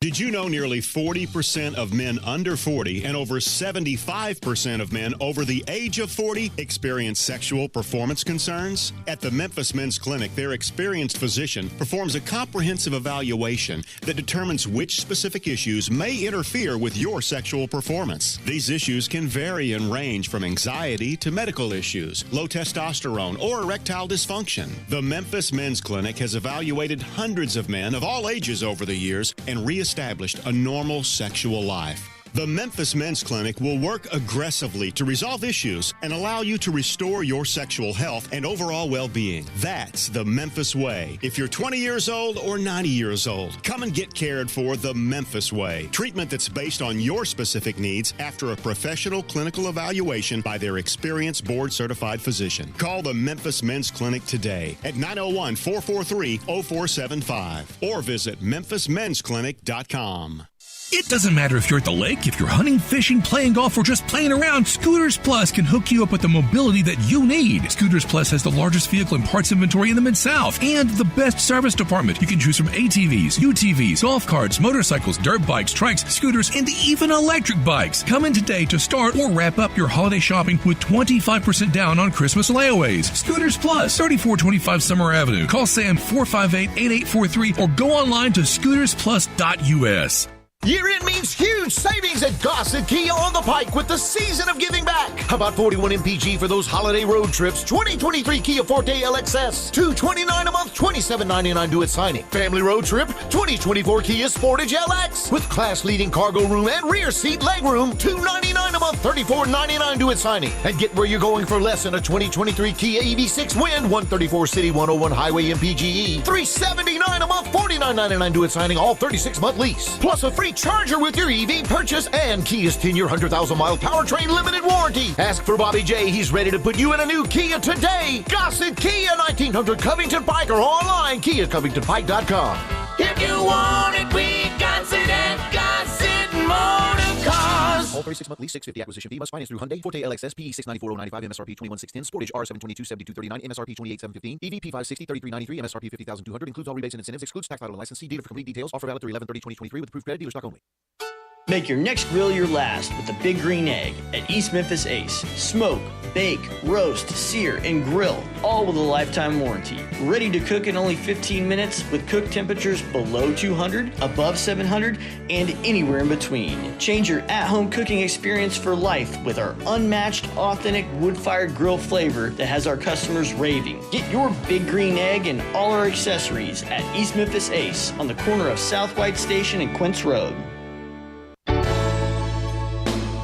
Listen each and every Sunday morning at 10 a.m. and join Ottawild Presbyterian Church for worship. Ottawild is a PCUSA church located in Midtown Memphis. Now back to Sports Time on Sports 56 and 98.5 FM. Here once again are Brett Norsworthy and Bryant Dacus. Welcome back into Sports Time. Bryant and Brett in our Family Leisure Studios, and we got to talk about what we're certain of after another week of action in college football and the NFL. Brett, why don't you kick us off? What are you certain of after another week of action in college football? No, I'm certain that we still don't have resolution yet for the college football playoff. This weekend still will decide a lot, and I'm certain we still haven't had the blockbuster upset. And I think David Cobb said that yesterday. Said this yesterday. For as great as Saturday was, last weekend was, there wasn't Louisville getting upset by Kentucky, but Washington State was close. Florida was close, and that doesn't get you a lot.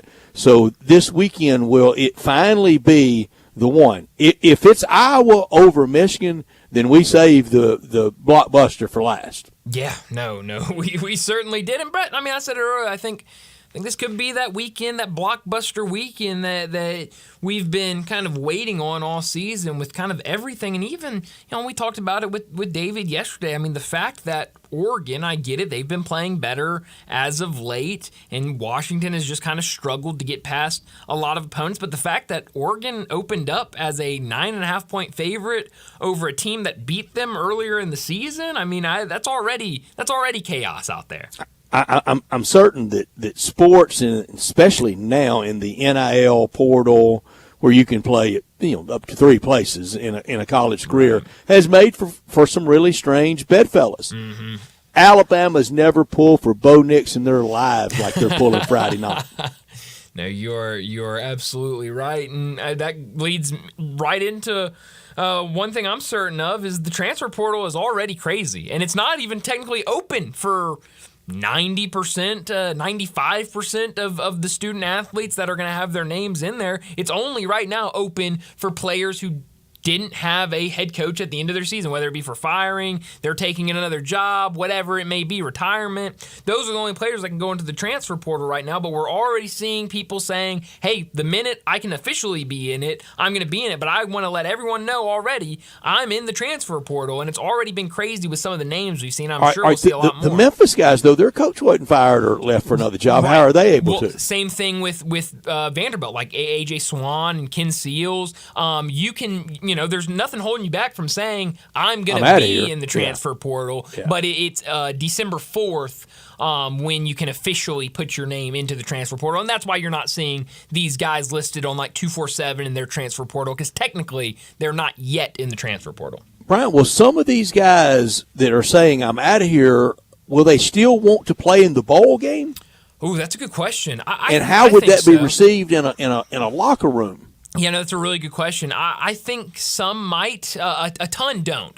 You look at a lot, and they do not. But one I can think of, because he's done this before, and he put his name in the transfer portal way later last year, so I don't know if he'll do it. But Tyler Van Dyke, this is now the 3rd time his name's been in the transfer portal. Last year he put it out there just to renegotiate his NIL deal, and it worked. He got more money, and I wouldn't be surprised if we saw the same thing this year. So, I guess you could. I don't know how many coaches are going to, I don't know if Ryan Silverfield's going to sit in his office and see Davian Carter, your starting right guard, is going to be in the transfer portal, and then he comes to your office and says, hey, coach, I just want to let you know I'm leaving. Would you let him? I wouldn't. Would you let him play? I wouldn't. Well, and I don't think Silverfield would. Johnny, either. Would you? Well, typically when they hit the portal, they out of there of the organization. So a lot of the Memphis players, they're not gonna play no bowl game, man. Coach Silverfield ain't gonna let that happen.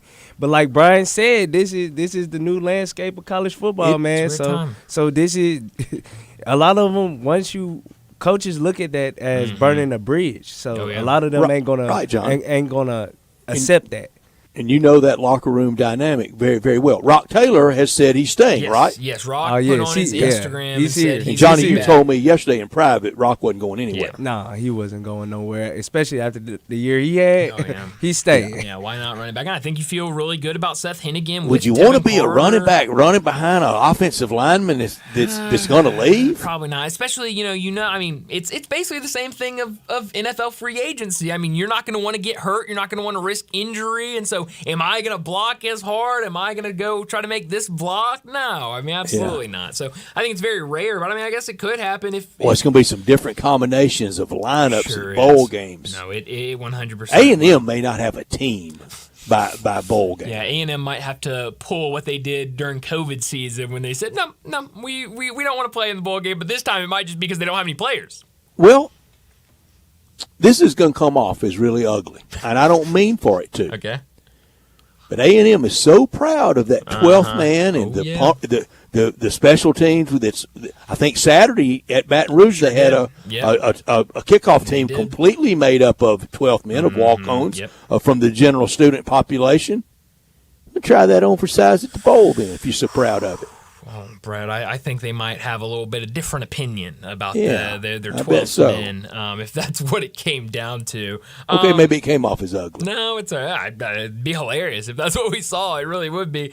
Brett, something else I'm certain of is Tulane is still an impressive team. No matter what people say about, they're struggling in some of these games. They're struggling late. This isn't the same Tulane team we saw last year.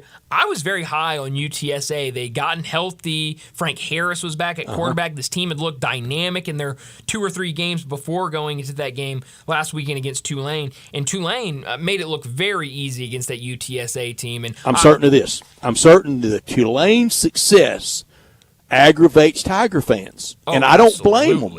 100%. Because the Tigers were at the 3/4 pole in front of Tulane. Yep. And now Tulane, for now, has zoomed by them. Yeah, no, you're right, and I think that does get under some, because, like I just said, I've heard from a lot of people, Tulane, they're not the same team as last year. They're not very good. Look at them. They're struggling against all these teams, and, they're not very good, but, they have shown that they can still win the big games. What Tulane team do you think is better, 2022 or 2023? I think last year's team is a little better. Had a little more offensive firepower. It did. Tyjae Spears back there at running back, and especially in this thin coaching market. Yeah. How come Willie Fritz's name? That's a good question.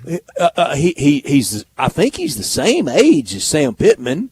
They're all younger than Nick Saban. Now they don't have the accolades. Sure. But I just wouldn't. I don't know why you're that scared of 60. It's a good question. I don't know, but it is. A lot of places are trying to go young and kind of the whiz kid offensive, whatever. But they are. No, I don't know. Brett, what are you certain of in the NFL? I'm certain the Eagles are the best team right now. I'm not certain that they will be the best team come playoff time, because they're getting it done. Yep. They have the best record. That's undeniable.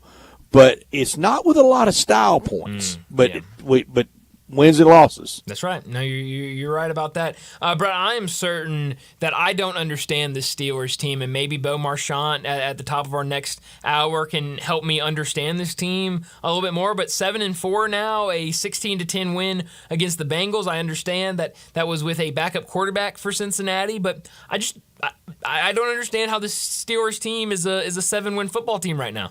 I'm certain Sean Payton is having a good laugh at a lot of people's expense. And early in the year, there was a lot of people out there wondering, does he really have his heart in it? Should he stay at that Fox studio? That's pretty cushy. Sure. Doesn't make what coaching does, and it's not as glamorous. And now he's got that team playing a lot better. But there are a couple pegs outside looking in for playoff time.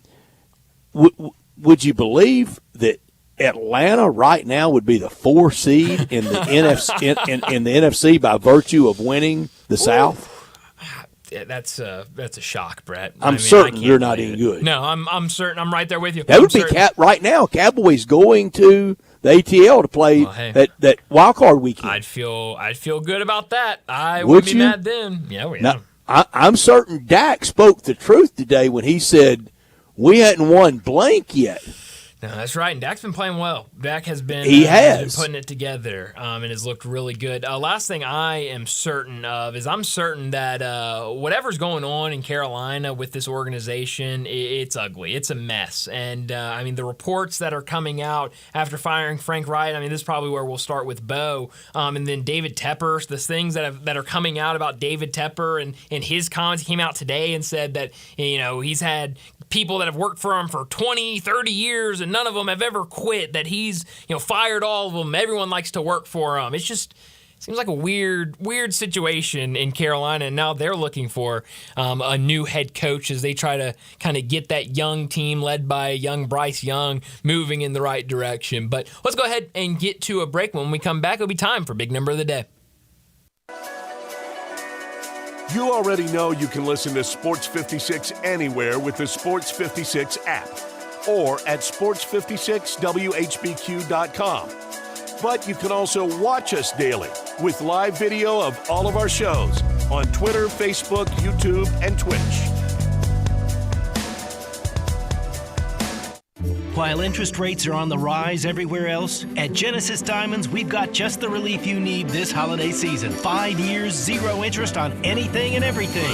That's right. Genesis is rolling back interest rates to 0.0%. So that $5,000 diamond ring is yours for just $85 a month. Nothing's held back. Rings, earrings, bracelets, bands, certified natural diamonds, lab-grown diamonds, even luxury pre-owned Rolex watches. Just pick any item for that special someone and spread your payments over 5 years without paying a dime in interest. A $10,000 designer ring comes to just $167 a month. Don't miss this incredible offer. Where else in America can you get financing for 0%? Colored gemstones, designer fashion jewelry, the year's most treasured gifts, all included in this once-a-year offer. At Genesis, we're breaking all the rules to make sure this holiday season your money goes farther. Best prices, unbeatable selection, highest quality, and super aggressive financing. Merry Christmas from Genesis Diamonds at Poplar and Perkins Extended on approved credit.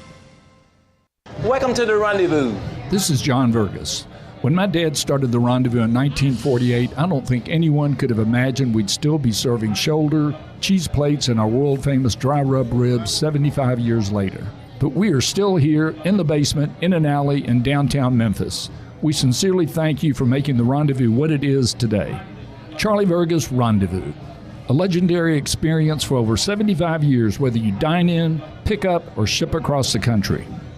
All 36-month lease, $650 acquisition fee must finance through Hyundai. Forte LXS PE 694,095, MSRP 21,610. Sportage R722, 7239, MSRP 28,715. EVP 560, 3393, MSRP 50,200. Includes all rebates and incentives. Excludes tax title and license. See dealer for complete details. Offer valid through 11/30/2023 with approved credit. Dealer stock only. Got Jeff Allen here from Gossett Kia, South Mount Moriah. Hey, Jeff, you ready for the holidays with the season of giving back? I'm ready to give out some great holiday gifts and save you some big bucks. Perfect for the holiday road trips. 41 MPG Highway in a new 2023 Kia Forte LXS, $229 a month. $27.99 due at signing. Or a big family that needs more room? 2024 Kia Sportage LX with class-leading cargo room and rear seat leg room, $299 a month. $34.99 due at signing. What about an EV? 2023 Kia EV6 Wind, 134 City, 101 Highway, MPGE, $379 a month. $49.99 due at signing. All 36-month lease. Plus a free charger with your EV purchase and Kia's 10-year, 100,000-mile powertrain limited warranty. The way they live in Horn Lake, South Haven, Olive Branch, or Memphis, you'll be happy at Gossett Kia on Mount Moriah.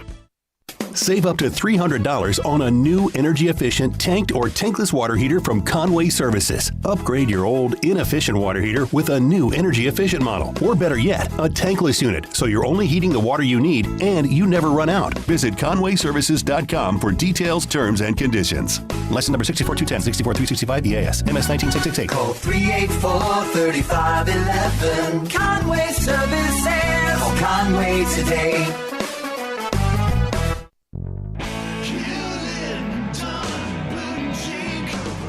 Hewlett & Dunn Boot and Clothing Company, we have it all. From handmade Amish leather belts, fine and casual clothing, boots, casual boots, work boots, fancy boots, and even safety-toed boots. Lots of cowboy hats to choose from, even Nebo lights, good-looking duck head dress shirts, duck head caps, shorts, and pants. Tons of jeans from Ariat, Wrangler, Devil Dog, and Kimes Ranch jeans. At Hewlett & Dunn, we have a great selection of Old South t-shirts and caps. Fine clothing from dress to casual to Sunday best. Enjoy choosing from UFO's orthopedic-approved shoes. Hewlett & Dunn Boot and Clothing Company. Boots of every size, every color, every skin. Great quality Western, work, and safety toe boots. Hewlett & Dunn Boots and Clothing Company. 111 North Center Street, Collierville. Hewlett & Dunn.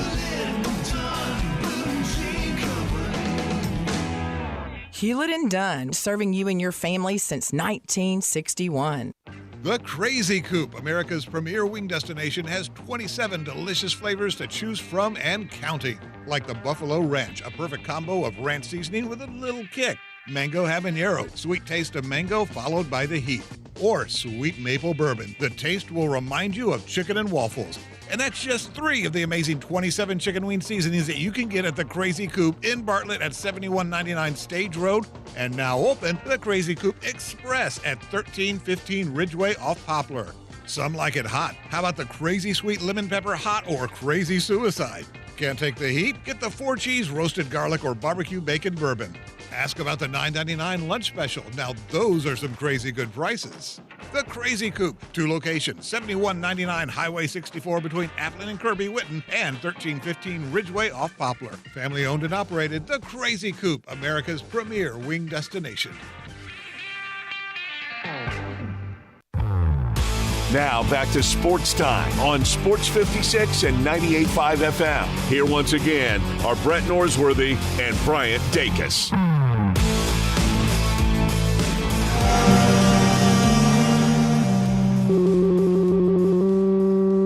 Big Daddy. Hello, Big Brand. It's a guy, he wants to be big, then he gets big, he doesn't want to be big anymore, then he gets small, but the suit's too big. Big Daddy. The big boy. You're a big guy. I think she's trying to pull a fast one on Big Daddy. The big number of the day. Well, Brett, my big number today, I actually have 2, but they're the same thing. So, Johnny, I'll let you pick. What should my big number be today? I love it. Why do you put the pressure on you, Johnny? Well, because he always puts the pressure on me. Johnny, 10 or 1 million? It's the same big number. Everything's the same. Wow. I just need to know what number I should go with. 1 million. 1 million, Brett. Always is go my big, Johnny. big Great. number today. Go big. I saw this earlier today. I have not listened to it being said, but this morning on Seattle Sports 710 a.m., Brock Heward, who hosts the morning show with Mike Salk, said that Washington State quarterback Cam Ward has up to 10 $1 million offers to transfer from Washington State. We talked a lot about Cam Ward and the player he is. Threw for 3,732 yards, 25 touchdowns, and 7 interceptions this year. Also added 122 yards and 8 touchdowns on the ground. According to Heward, or according to this tweet I saw, because I saw it from a tweet from Jacob Davis, who covers recruiting for it looks like for Arkansas, for a site for Arkansas, talking about Cam Ward. They're probably in the mix. Yeah, well, and this says among the teams that are interested, Heward reports that Oregon, Washington, Notre Dame, Texas A&M, and Auburn are teams that have supposedly contacted Ward. So it looks like if he goes to the transfer portal, Cam Ward, who has not even said anything about going to the transfer portal, will be quite a hot commodity. Man, Brian, good job, bro. Great job, Brian. Good job, Brian. I'll be here all week. Thank you. You know, his story is, he was at Incarnate Word, and was it 2 years ago he was in the portal? Yes. That's right. And a lot of places wanted him, and then he kind of power brokered his coach at Incarnate Word into some agreed, we'll put him on the staff, we'll make him analyst. Oh, no. We want coordinator. We want a big job. So I wonder if he's bringing this guy along. Does he have custody of this guy? That's a great question. I don't know, but crazy. Up to 10 $1 million offers in NIL to transfer to said school. And a lot of those teams a couple of those teams I just listed, I'm sure a lot more if he ends up putting his name in the transfer portal, are SEC teams. So that'd be interesting. Boy, my big number is a lot less than 1 million, but it's a little more than 10. It's 81, as in years. And boy, Brent Beard was all around it. 81 years since Georgia has defeated Bama in a game played in Atlanta. He does it again. Wow, that's a good big number. He does it again. He just don't miss. The last time Georgia beat Bama in a game played in Atlanta was 1942, Halloween 1942. Wow. Flat-foot Frankie Sinkwich, the star for the Georgia Bulldogs, on his way to winning the 1942 Heisman Trophy. Wow. Oh, Frankie. I mean, how could you forget about Frankie? Flat-foot Frankie. Flat-foot, yeah. How could you forget about him? Brett, I've met Frank Sinkwich. Have you really? I sure did. I had no idea the story and lore of Flat-foot Frankie Sinkwich. And Claude Felton, the venerable, great sports information director, I'm going to say it was about 1995. I'm there for a Mississippi State-Georgia game and in Athens and met Flatfoot Frankie Sinkwich. Wow, that is that's good stuff. Great nickname. I called him Mr. Mr., of course, Mr. Flatfoot. Mr. Sinkwich. No, I called him Mr. Sinkwich. I love all of the old from back in the day nicknames. I mean, there's some Old Hoss Radburn. Yeah, there's some great nicknames. Vinegar Ben Mizell. I mean, that's baseball, guys. We can sit here. Yeah, we can sit here the rest of the show. We got love it. A little more than an hour left in our show, Johnny. We can sit here and Brett could just rattle off. Hey, I just love it. Great nicknames. One of my baseball guys, I can't. It was some guy. His nickname was Sad Sam. Sad Sam. That's a sad. Hey, nickname. man. Poor Sam. Every show, I learn something new with Brett, Okay, man. get ready. Every show. I love it. You'll learn a lot. It'll just keep on coming. But no, that's it. That's incredible. Mostly meaningless, but yeah. Well, hey, you'll tuck it away, and maybe you could use it at like trivia or something. I don't know. I'm telling you, and I don't think I got this in at the Egg Bowl, and I know I didn't. And I'm ashamed now. I didn't. Man. We usually get in Egg Bowl history. Okay. The story of Showboat Boykin and scoring Showboat. 7 touchdowns in a game. Wow, 7 touchdowns. And I said one time, all right, his nickname was great, Showboat Boykin. His legal given name was great, Arnold Laverne. Oh, that is a good name. That is a really good name. Amazing name. Man. I can't believe I did an Egg Bowl pre and post game and didn't get in a Showboat Boykin reference. Brad, it happens. It happens. Yeah. You'll have to do it twice next year at the Egg Bowl. I will. Pre and post game. You have to get it in. But there's some good big numbers today, and I mean, incredible that it's been that long. In Atlanta. But in Atlanta, that's the key to it, is in Atlanta. See, I don't think Saturday's going to be classic. I think Georgia I do too. handles Bama. I'll be honest, Brett, and maybe it's because we, broadcast all of the Ole Miss games on the station, and my brother does a lot of them, but ever since that Ole Miss and Georgia game, I mean, I've said, okay, yeah, we might have all been wrong about Georgia not being as good. Yeah, I mean, they are shown that they are still one of the most dominant teams in the country. Well, let's go ahead, get to a break. When we come back to start our third and final hour, we'll talk NFL with Bo Marchant.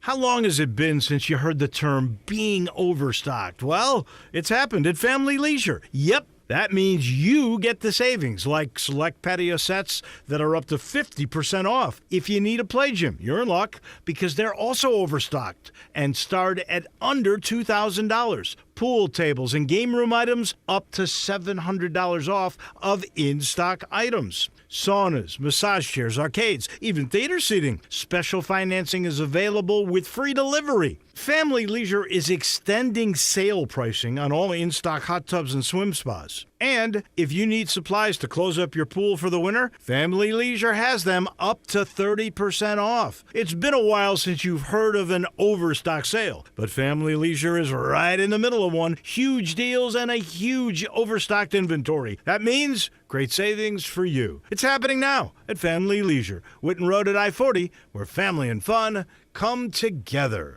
Make the season extraordinary when you shop the spectacular holiday collection at Sissy's Log Cabin. From engagement rings to designer jewelry, you'll save on gifts everyone will love, all while enjoying the Sissy's promise of unmatched service and experience at any of our 6 locations or online at sissyslogcabin.com. Embrace the magic of the season, only at Sissy's Log Cabin, official jeweler of the Memphis Grizzlies and the Memphis Tigers, because life's too short for ordinary jewelry.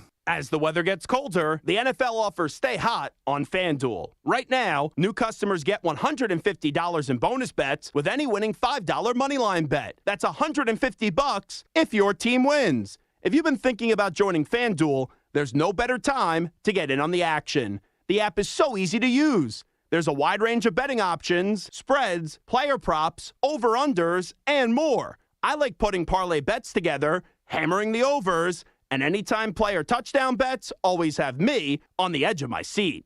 So if you're ready to do the same, visit FanDuel.com/win and kick off the NFL season. That's FanDuel.com/win. FanDuel, official partner of the NFL. 21 plus and present in Tennessee. First online real money wager only. $5 pregame money line wager required. First online real money wager only. $10 first deposit required. Bonus issued as non-withdrawable bonus bets that expire 7 days after receipt. See terms at sportsbook.fanduel.com. Gambling problem? Call TN Redline 1-800-889-9789. Roofs, and more roofs. Chris Price here with Metro Builders. Is your roof leaking? Do you have mold stains on the ceiling of your home or business? Is your carrier denying your claim or offering a repair simply because they don't have enough documentation? You need a contractor that performs work for insurance claims for policyholders each and every day, and Metro Builders is here to assist. Call Metro Builders. At Metro Builders, we provide free estimates, consultation, and claim repairs. Metro Builders' process of arriving, inspecting, diagnosing problems, and estimating is second to none, commercial and residential.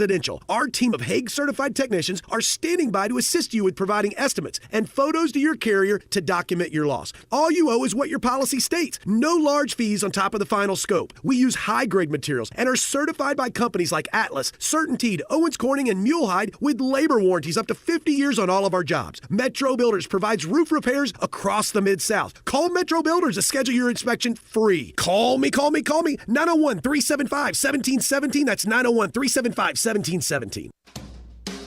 Hi, this is Lauren Choate with Choate's Air Conditioning, Heating, and Plumbing.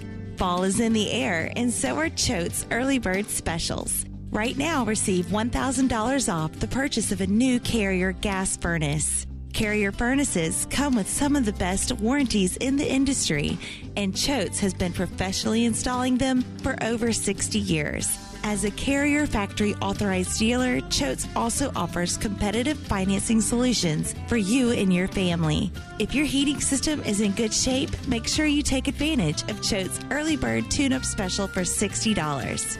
This tune-up is an in-depth 20-point inspection to make sure your furnace is ready for the winter season ahead. So call 347-8086 to schedule your Early Bird Special today. And turn to the experts with Choate's and let our family serve your family. Step up your wings game at East Coast Wings and Grill. With 60 wing flavors and 7 heat indexes, do you have what it takes to turn the heat on your wings up to insanity? East Coast Wings and Grill is family friendly with a large variety menu to satisfy the whole bunch. Sign up today for their loyalty program and taste the rewards. For every $1 you spend, you collect a point. Earn 100 points and receive a $5 reward. Next to Lowe's off Highway 64 in Bartlett, come try America's best wings at East Coast Wings and Grill. Listen each and every Sunday morning at 10 a.m. and join Ottawild Presbyterian Church for worship. Ottawild is a PCUSA church located in Midtown Memphis. Sports 56 traffic. Good afternoon. MPD has had it blocked here for a while. Hope to get it back open soon on 40 eastbound coming across the bridge over from West Memphis. That's really jammed up that traffic. Made it a lot slower on 40 east again coming over from West Memphis. Again, hopefully they'll get this all straightened out sooner than later. 240 east is really crowded now from Mill Branch all the way out to 385 Bill Morris Parkway. Don't miss it this holiday season. Enchanted Garden of Lights at Rock City in Chattanooga. It's gorgeous. Check it out at crockcity.com. I'm Commander Chuck with your on-time traffic. We are Sports 56, WHBQ Memphis, and W253DF Memphis, Flynn Broadcasting Stations.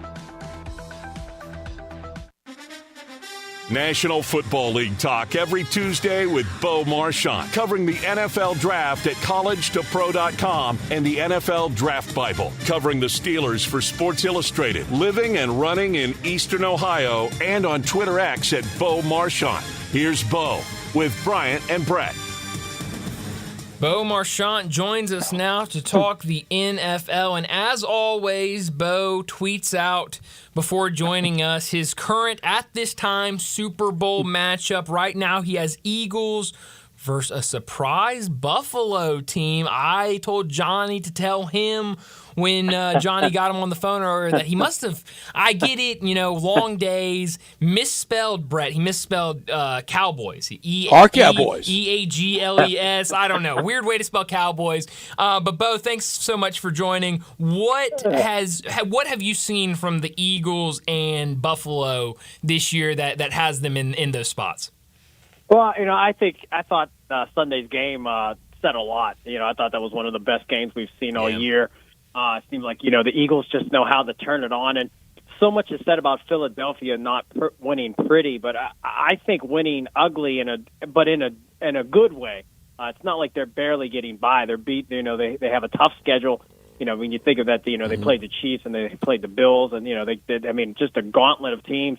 I just like the way that they're playing. And on the opposite side, I know that the Buffalo season. I mean, it's a disappointment.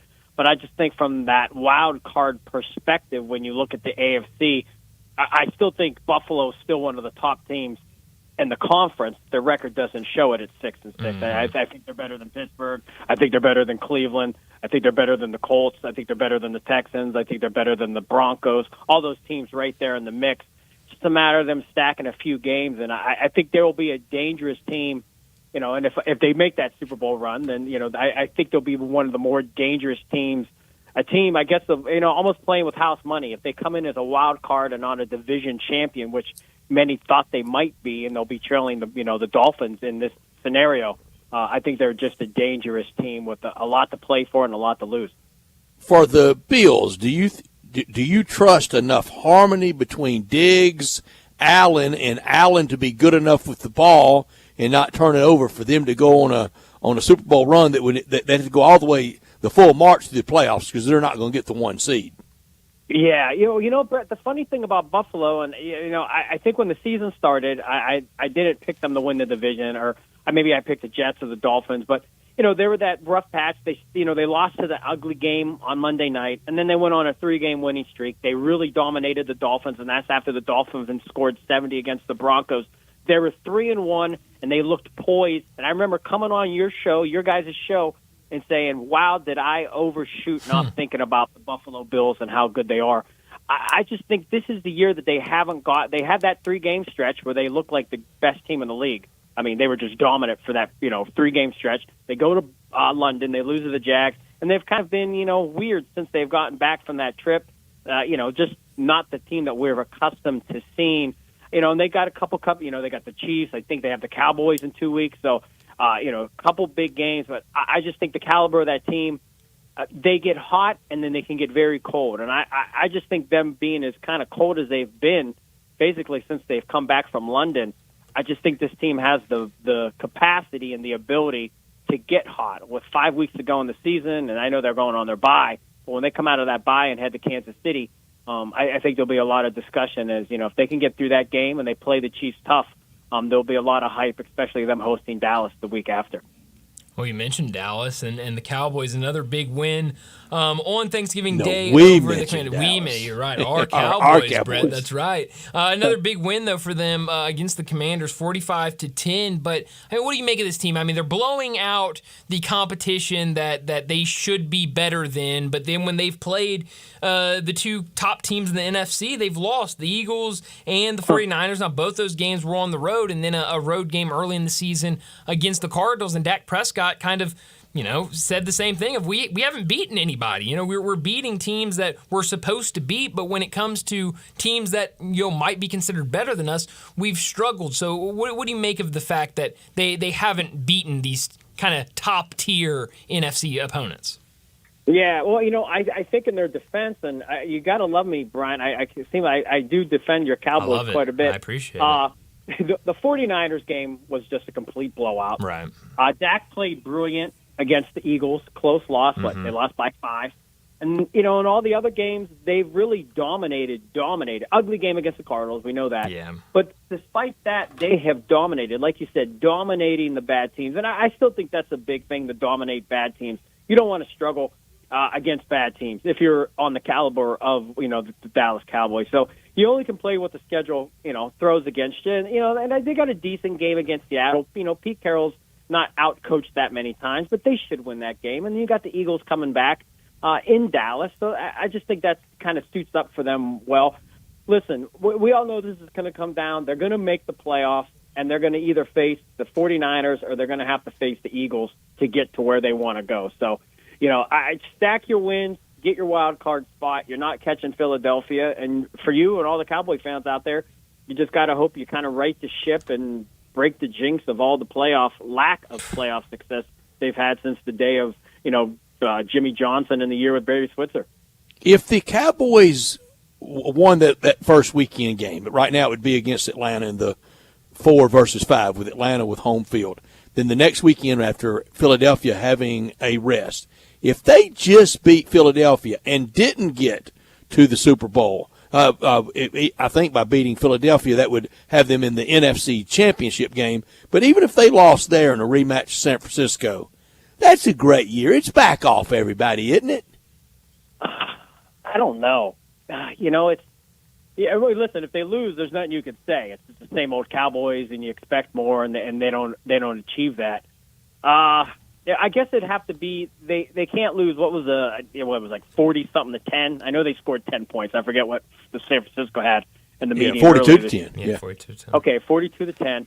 It can't be a blowout. If hypothetically if they go to the playoffs, they play the Eagles. They win. They head to the West Coast. They play the 49ers, and they play a competitive game.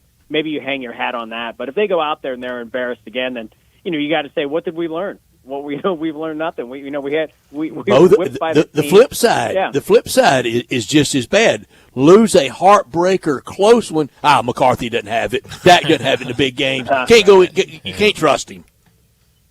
Yeah. It's just a tricky spot. But I guess the one beneficial thing is, I think this is, and we're 11 weeks in the year. They're 8-3.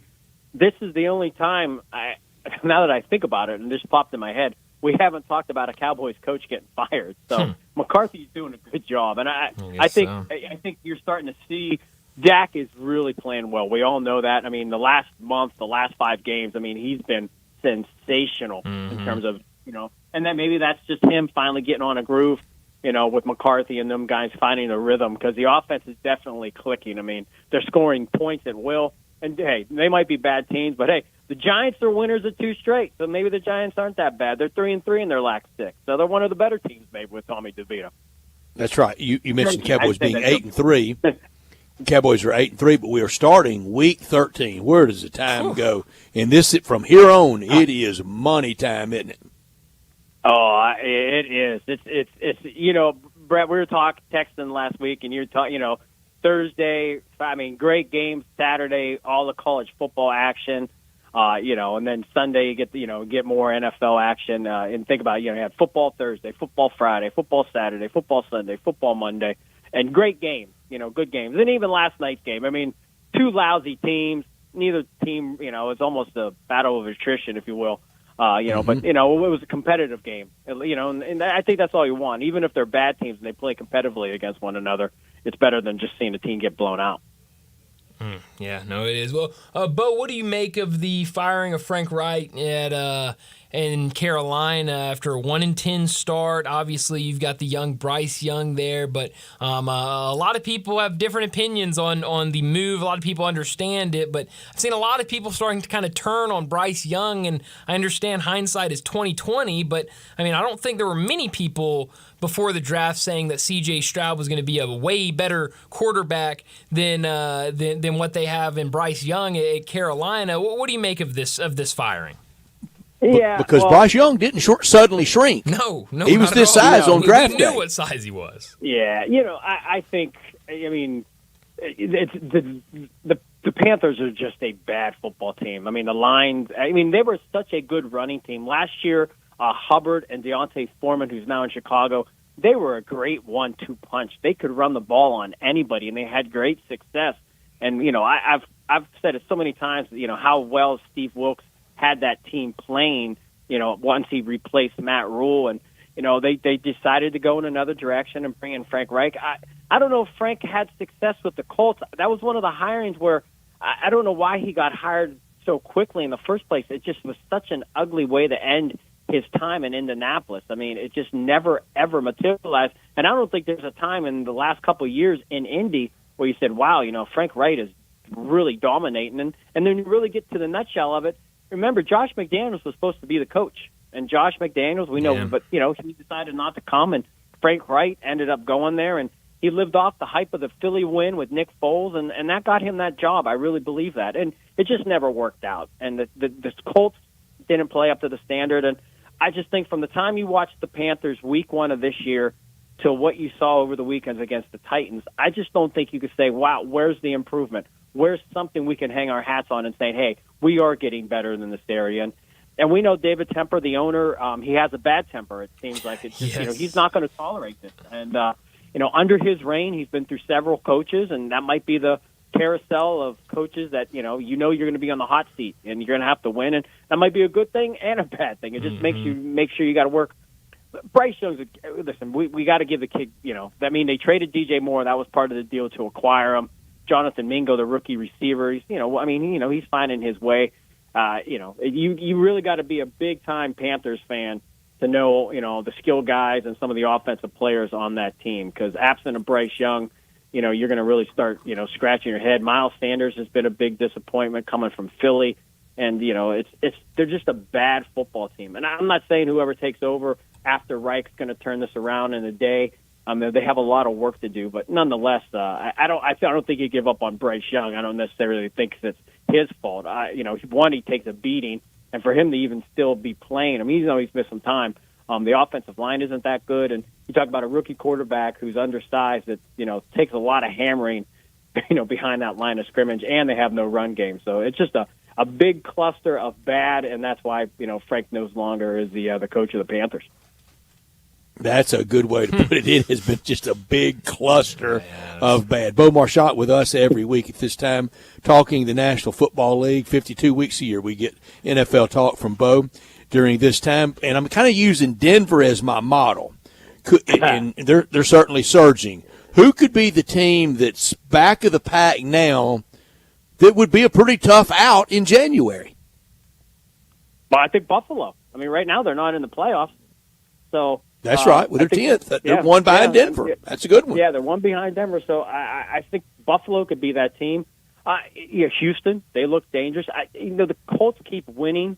So it's funny when I'm 6-5 and you're 6-5, but I feel that I'm better than you and you're not good at all. But I just think we're just hard to trust what they're doing. Jonathan Taylor's going off on missed a 2 weeks. I know Zach Moss has played fantastic while he was gone, but Houston played a great game against Jacksonville. So if field goal goes in, who knows what we're talking about today? They're tied, or they're a game back, I should say, of Jacksonville. So I think the Bills are that team, and then on the NFC side, it's hard. It's really hard to look at the NFC, and I imagine any of these teams getting that hot and playing consistent football.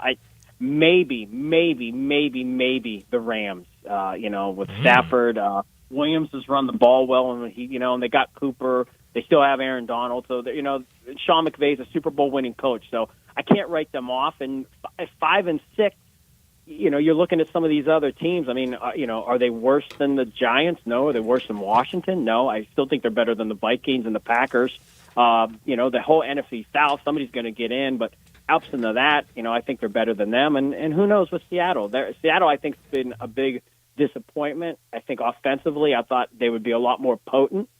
They've taken a step back. I know they're 6-5, but compared to how they were playing and the level of Geno Smith last year, and I'm not putting the blame on Geno Smith. It just seemed like they had a really good thing. And then that's a fair assessment. But the Seattle has disappointed me, and I didn't think they were going to be 9-1, 10-1, but I just thought they would be 6-5, just one game over 500. I figured they would be a little bit better than that at this point. And I guess what it is they're really not winning in a good fashion. It just seems like they're just not him-hawing around, but they look okay one week and then they just don't look good the next week. I haven't seen a game where they just really look like they're on top of things. I saw a tweet today that blew my mind that Bill O'Brien has won a playoff game more recently than Bill Belichick. That's crazy. That's a wild one. Wow, that's hard to imagine, but that's where we're at. And to think that the Giants got that win against that Patriots team this past weekend. We know the quarterback situation, we know everything, and I didn't necessarily think Mac Jones was going to be, the next Joe Montana. I thought maybe bare minimum he'd be a little bit, maybe. But I didn't think he's going to be Greg McElroy. Yeah, I thought he would be at least maybe an Andy Dalton type level quarterback. Somebody you can win with. But they're going to go back to the well next year. 2-9. They're going to be picking, right behind the Bears are going to have probably 1 and 2, or they're going to have the one from the Panthers. So right now you're looking at the Patriots, and it's Arizona. Kyler Murray, he's playing well. I doubt they go in a different direction at this moment. And then you got the Patriots sitting there saying with the second or third pick of the 2024 draft, you got to think they're going to hit the quarterback market and sign draft one of these rookies. Yeah, it's a weird time in New England, not what they're used to up there after all of those Super Bowls. But Bo, thanks so much for joining us. We'll do it again next week. Stay safe, gentlemen. Thanks always. Thanks, Bo. Thank you, Bo. Bo Marchant talking NFL with us, and happy holidays and Merry Christmas from everyone at Jason's Deli to all of you, all the over 200 Memphis area associates with this Jason's Deli group, and at every location, all decorated and ready for the holiday season, whether it's inside or like outside at Park Place. All the wreaths are up, and at all the locations, whether it's location at Ridgeway Road at Park Place, Poplar and Highland over by the U of M, down in Olive Branch or in Cordova, they're ready for the holidays, and they're ready for your holiday get-together for office parties. Maybe not the big office party that most are thinking about. That would be more for the 5,000. Whether it's for 5 or 5,000, they have you covered. But a lot of people celebrate, a lot of offices celebrate with maybe a theme or something every week between now and the holidays, even the countdown of food brought in every day. Let Jason's Deli do it for you. A variety of delicious choices for every meal, for breakfast, lunch, and all-day meals for groups of 5 or 5,000. Low delivery fees, and if you're kind of frantic, don't think you have your event planned just right, that's when they say, step aside, we got this, and they excel. Same day and last-minute orders welcomed at all Jason's Deli. They want to be there for you, whether it's dining in, to go, or delivery. Wholesome food forever. It's a family thing, and that pasta feast for the office get together. Or at breakfast time, the Sunshine Breakfast Box or the Plain Jane Potato Bar. All the soups, all the salads, the assortment of cookies on the cookie tray for desserts, they've got it covered. Then on the menu, the Mesa Chicken Salad, the Chicken Club Salad, the Big Chef Salad, my favorite, the Taco Salad. And it's healthy. First franchise in the nation to be trans fat free. Plenty of organic food to choose from, and that salad bar in every location where you can prepare it however you would like. Over 30 items to choose from for that. Catering anytime, anywhere, complimentary, free ice cream at all these locations, like at Ridgeway Road, Cordova, Olive Branch, Poplar, and Highland. You can check them out online as well at jasonsdeli.com. Brett, is it time to look out for the Broncos? I think so, and don't you think Sean Payton's having a little bit of a laugh? I mean, he's got to be, and I think his name deserves to be kind of in the mix for Coach of the Year after what they've done of late. I mean, we wrote him off. Yeah, I mean, everybody did. I mean, he's proven doubters wrong. I mean, a couple weeks into the season, it was, same old Broncos. Does Sean Payton have that magic? He thought he was going to go in there and turn around immediately, and now look at him. I mean, they're kind of rolling right now. Here's your Coach of the Year candidate, and doesn't he always just kind of rock along, never making a lot of waves, a lot of noise, kind of opposite of little brother John Harbaugh? Yeah, no, that's a good one. I mean, he the quieter of the two, I would say, and I think that's why you see a lot of headlines and you're constantly reading about one of the brothers and not the other, and he's doing a great job in the NFL, and maybe next year we'll get both of them in the NFL. But no, it's an unbelievable job he's doing. Especially that start on Thanksgiving Day. Mm-hmm. This is why we can't trust the Lions. Why? What a crazy start. That first half in that game. I mean, what was it? 2 or 3 fumbles? I mean, it was... Goff was awful. He was, and after... And he'd been so good with the ball these last 2 years. And it got to the point where in that game on Thursday, they were talking about he has been so good protecting the ball, and now everything is just falling apart. Who was worse Thanksgiving Day in Detroit? How hard? When you ready? Okay. Jared Goff or Jack Harlow? I'm From what I saw on social media, I'd have to say Jack Harlow. I didn't see it, but I was told by multiple people, be glad you didn't see it. So I'll say Jack Harlow. By far, Jack Harlow. By Johnny, I mean, look, I closed with this last night during Taco Bell crunch time. I can enjoy a lot of different music. I don't know what that was, and who likes it? Me and you both was very confused what was going on. Well, why did he come out of an igloo to perform? What was that about? Your guess is as good as mine, Brian. Every look on his face looks like that look that some teacher or coach or somebody has said, get that look off your face. That's right. He's so petulant. And I saw pictures and stuff that on obviously watching it on television, like the camera was right there. It looked like this big thing, yada yada. But I saw people posting pictures and videos of if you were actually in the stadium, that it was very small. It only was about 10. The stage was only about 10 yards wide and or long, and you could you really couldn't see the performance at all except for the He was somewhere at college games Saturday, wasn't he? Louisville, probably Louisville and Kentucky. He went to Louisville. So it might have been that one. I know when YouTube sensation Jack Harlow. That's right. I know when I guess when Louisville had game day, maybe he was the guest picker, and he was on it last year. Yeah, and I think it's Louisville that he went to, and because y'all had to explain to me last year who he was. Remember? That's right. That's when they were on. Now game day. I sadly know who he is. You know exactly who he is, and you've seen a performance by him, Brett. How about that? I only because I was at a place that I didn't control the remote control and nobody could get it off. And I mean, even younger people, kind of target audience for him, they were going, what is this? But Brett, I mean, you couldn't take your eyes off of it. I mean, it was just so gripping. I mean, I was going to say I did take my eyes off. I shielded my eyes. That bad, huh? I thought it was going to be so bad that you couldn't take your eyes off of it, but it was so bad you had to take your eyes off of it. But, before we get to a break, I got to tell you about Hewlett and Dunn Boot and Jean on the historic square in Collierville since 1961. Charles Hall, he started working there in his teens, and now with his wife Laura, they own the place, known for all the boots, but also clothing, accessories, and a cap for any team in any season. They've got you covered with the Western wear, but they've also got work boots, safety toe, soft toe, rubber boots for every single occasion at Hewlett and Dunn. And from head to toe,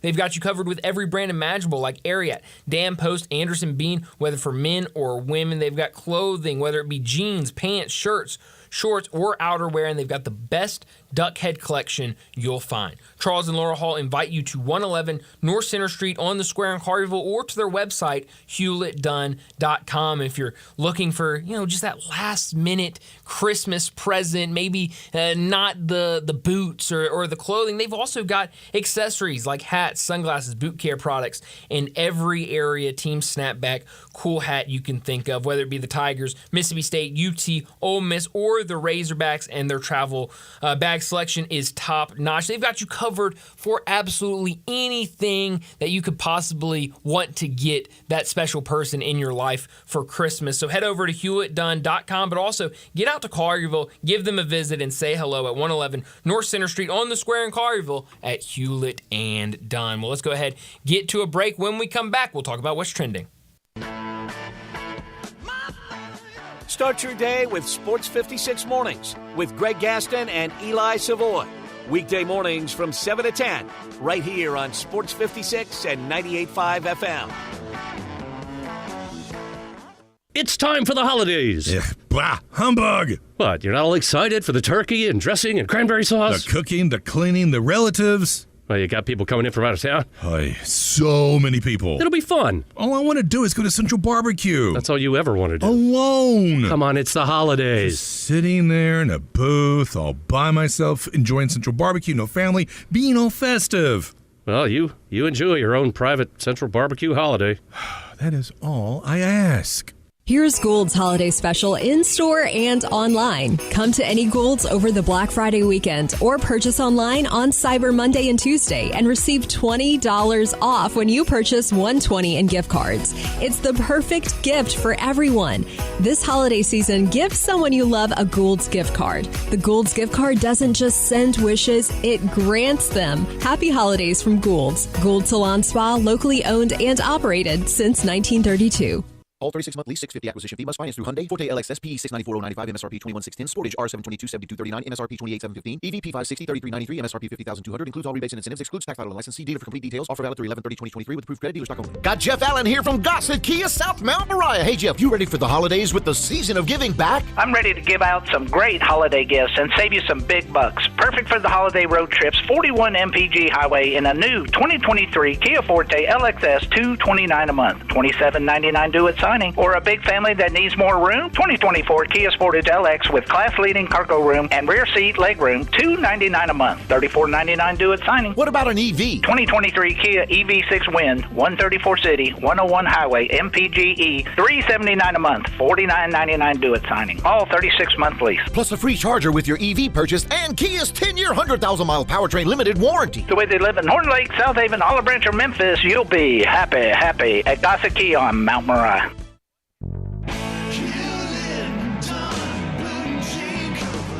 Hewlett & Dunn Boot and Clothing Company, we have it all. From handmade Amish leather belts, fine and casual clothing, boots, casual boots, work boots, fancy boots, and even safety-toed boots. Lots of cowboy hats to choose from, even Nebo lights, good-looking duck head dress shirts, duck head caps, shorts, and pants. Tons of jeans from Ariat, Wrangler, Devil Dog, and Kimes Ranch jeans. At Hewlett & Dunn, we have a great selection of Old South t-shirts and caps. Fine clothing from dress to casual to Sunday best. Enjoy choosing from UFO's orthopedic-approved shoes. Hewlett & Dunn Boot and Clothing Company. Boots of every size, every color, every skin. Great quality Western, work, and safety toe boots. Hewlett & Dunn Boots and Clothing Company. 111 North Center Street, Collierville. Hewlett & Dunn. Hewlett & Dunn, serving you and your family since 1961. Join Jaron, Dez, and your Memphis Grizzlies tomorrow at 7 p.m. when your Grizzlies host the Utah Jazz presented by Mata. Get hyped, get ready for a fierce showdown, and secure your tickets today by calling 901-888-HOOP or visiting Grizzlies.com. Now, back to Sports Time on Sports 56 and 98.5 FM. This hour is brought to you by Hewlett & Dunn Boot and Jean Company in Collierville. Here once again are Brett Norsworthy and Bryant Dacus. Welcome back into Sports Time. Bryant and Brett with you as we get to our final 30 minutes of the show. Johnny Hill producing, as always, and we got to get to what's trending. A lot to get to, but Brett, I want to circle back to what we talked about at the beginning of the show. We spent the entire first segment on it, and got a lot of people texting in their thoughts of it, potential replacements if it were to happen. But the rumors that started this morning, it seems like Indiana's 247 page backs up the rumors that Indiana and Ryan Silverfield could be a possibility that Ryan Silverfield is at least in the mix of coaches that Indiana is looking at for their head coach opening. Now, I am not in the camp of who you gonna get. Right. I'm not. No. I am in the camp of who are you going to get. Yes. There's a difference. Yes. That tone's a difference, and that who are you going to get? The more resolute, very much the persona, the personality, the essence of Laird Veets. Mm-hmm. I think he's got really good options and can nail it. The more I think of Rich Rodriguez, if it happened, would be definitely worth pursuing. Oh, absolutely. Absolutely. I mean, when you said that, 100%, that's a name to keep an eye on. I will say, because we had a texter earlier, I believe it was Keith that texted in earlier, and Sean Lewis, who is now the current offensive coordinator for Colorado, was at Kent State, very successful head coach at Kent State. And I realized why I got it confused earlier, called him Kent State coach. For some reason, his name's been, circulating for a lot of jobs. Mm-hmm. But for some reason, there's no pictures of him in Colorado gear. It's people only post pictures of him in Kent State gear. And but he, since we talked about that at the beginning of the show, he has been named I guess it's being reported that he will be named the head coach, Sean Lewis will, for San Diego State. Obviously, their head coach opening has been open for most of the season. With Brady Hoke's retirement. Right, but it looks like Sean Lewis, and that would be a very different style of offense to San Diego State if, in fact, Sean Lewis is their next head coach. If we're having this conversation for keeps, my advocacy right now of Rich Rodriguez would strike against what I say about hiring coach. I've always said I would be very reluctant to a guy that has been to the mountaintop. You've been head coach at Michigan. You've been to the mountaintop. Yeah. He's been the head coach at his alma mater, West Virginia. So he's been to 2 mountaintops. But he has shown that he didn't mind going back out there and toiling in the vineyards and working his way back up. Yeah. No, you're right about that, and so I like that name a lot. I just went to the Indiana 247 page, see if we got any more updates on their opening. Because now, how about this, Brett? Now the city of Memphis is now keeping a very close eye on the Indiana head coach opening, and this was their most recent update, 11/28 second afternoon update. Willie Fritz. We are hearing that it is starting to sound like he's not likely to be a main option. The feeling is he would rather stay south, could be in the mix at Houston, could be in the mix for jobs that may open in the not next going to be at year Houston. or so. They've made. I think they're all indications are they're going to hire Coach McDreamy, Cliff Kingsbury. That's right. I did see those reports that it looks like he is the favorite at Houston, which would be an interesting hire. I mean, it's proven he can do it at the college level. Well, he has in Texas through and through. Yeah, absolutely. The success with Johnny at College Station. Yep. Seems like a lifetime ago, though, doesn't it? It feels like forever ago, Brett. Johnny's Heisman Trophy winning year was 11 years ago. That's a while. Is it That's really? marching on. Wow, that is hard to believe. But no, that'd be a great hire. I know Jeff Traylor was a name that people were kind of saying for that Houston job. So no, it's very interesting.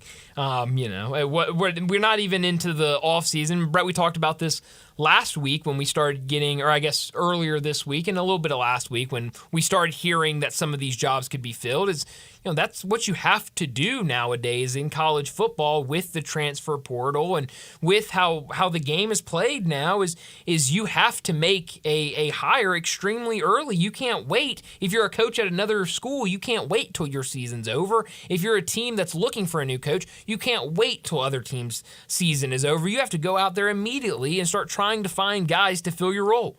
Yeah, you have to because the players are barely checking in their equipment back to the equipment office before they get in the portal. Yeah. I mean, it's so quick, that turnaround of new coach. What did you make? I saw this circulating yesterday, I guess, when Jonathan Smith, I guess, first landed at East Lansing and started talking to reporters and stuff. They had their introductory press conference earlier today, I believe, to welcome him. But he kind of said that, he's been viewing this as his landing spot since really the job came open and was, he knew he was going to be the next coach for a while now. I mean, very kind of truthful and transparent on the whole thing. And even, I don't know if he said this or if this was a report that came out that he told the team before their game against Oregon that he was going to go to Michigan State and be their next head coach. Well, I find that hard to believe. That's hard to believe. Because that's not the win one for the Gipper speech. That's not your best motivational speech before your biggest rival game. Hey, guys, I'm really out of here in about 4 hours. Yep. Well, when the clock's hit 0, I'm on the first plane to East Lansing. And he's not just any passive figure. Played quarterback there. No, you're right. So, I mean, it's at Oregon State. Yeah, you're right. He is, he's Mr. Oregon State. So, but I almost kind of like the, outside of maybe the telling the team before the game that you're leaving, if that is true, but being, transparent of the, taking the job at Michigan, I don't mind that at all. I kind of like it. I mean, because I feel like we've gotten into this where a coach takes a job and goes, oh, well, I really had to sleep on it a lot, and, there were a lot of I kind of appreciate just when that job came open, I was all ears. I wanted that job, and I think going into a new school, that's going to get the fan base riled up as, okay, he's wanted this job for a long time. He's ready to go and get after it. I thought he could have held out for better than Michigan State. Probably could have. But imagine his pregame speech. Oregon State's not going to the Big Ten, but guys, I am in about 3.5 hours. Well, guys, see you later. Have fun in the Pac-2. I'll be in the Big Ten where everybody else wants to be. Put it all on the line because I'm checking out. But good luck. Good luck. I don't know if I believe that. I don't know if I would have said that if it is true. No, that's that seems hard to believe. But I saw for a brief shining moment Saturday night when Mark Stoops was head coach at Texas A&M, right, and in current seniority in the SEC, which Nick Saban won, right. Mark Stoops is 2, and he remains 2 since he stayed. I don't think that'll count against his seniority, will it? We don't redo the clock, do we? Redo the clock for those 2 hours? I don't think so. I don't think we do. I don't know if we touched 2 hours. Jeez. Third is Kirby Smart. Fourth is Lane Kiffin for a brief shining moment. Lane Kiffin was third in seniority. Top 3, wow. And people have had him out of Ole Miss since the first year. Brett, every job opening is Lane Kiffin. Now, Twitter's not real. It's not real life. Certainly not. Tennessee fans wanted him. LSU fans wanted him. Any Florida opening, he's been in the mix for. Yeah. Well, we know about last year. Yeah. Now, last year was when it got a little crazy. And here's the thing. He's going to leave someday. Yes. But who would have thought on opening day next year, he would be on his opening day 5th year? Well, Brett, I mean, like you said, if you just go through all the potential, he's leaving for this place, he's leaving for this place. I mean, if you just take those as places he's coached at 20 different schools. I mean, including Nebraska. Yeah. His dad's alma mater, including the Vikings. Yeah, last offseason. That's right. No, you're right. I mean, he's going to leave, but it is Miami, interesting. The U when Cristobal got absolutely. It is interesting that his name out of all the coaches in college football, every single opening, Lane Kiffin is one of the first names that is put out there. Could people just accept that he's happy in Oxford? No. I mean, you want me to be honest, Brett? No.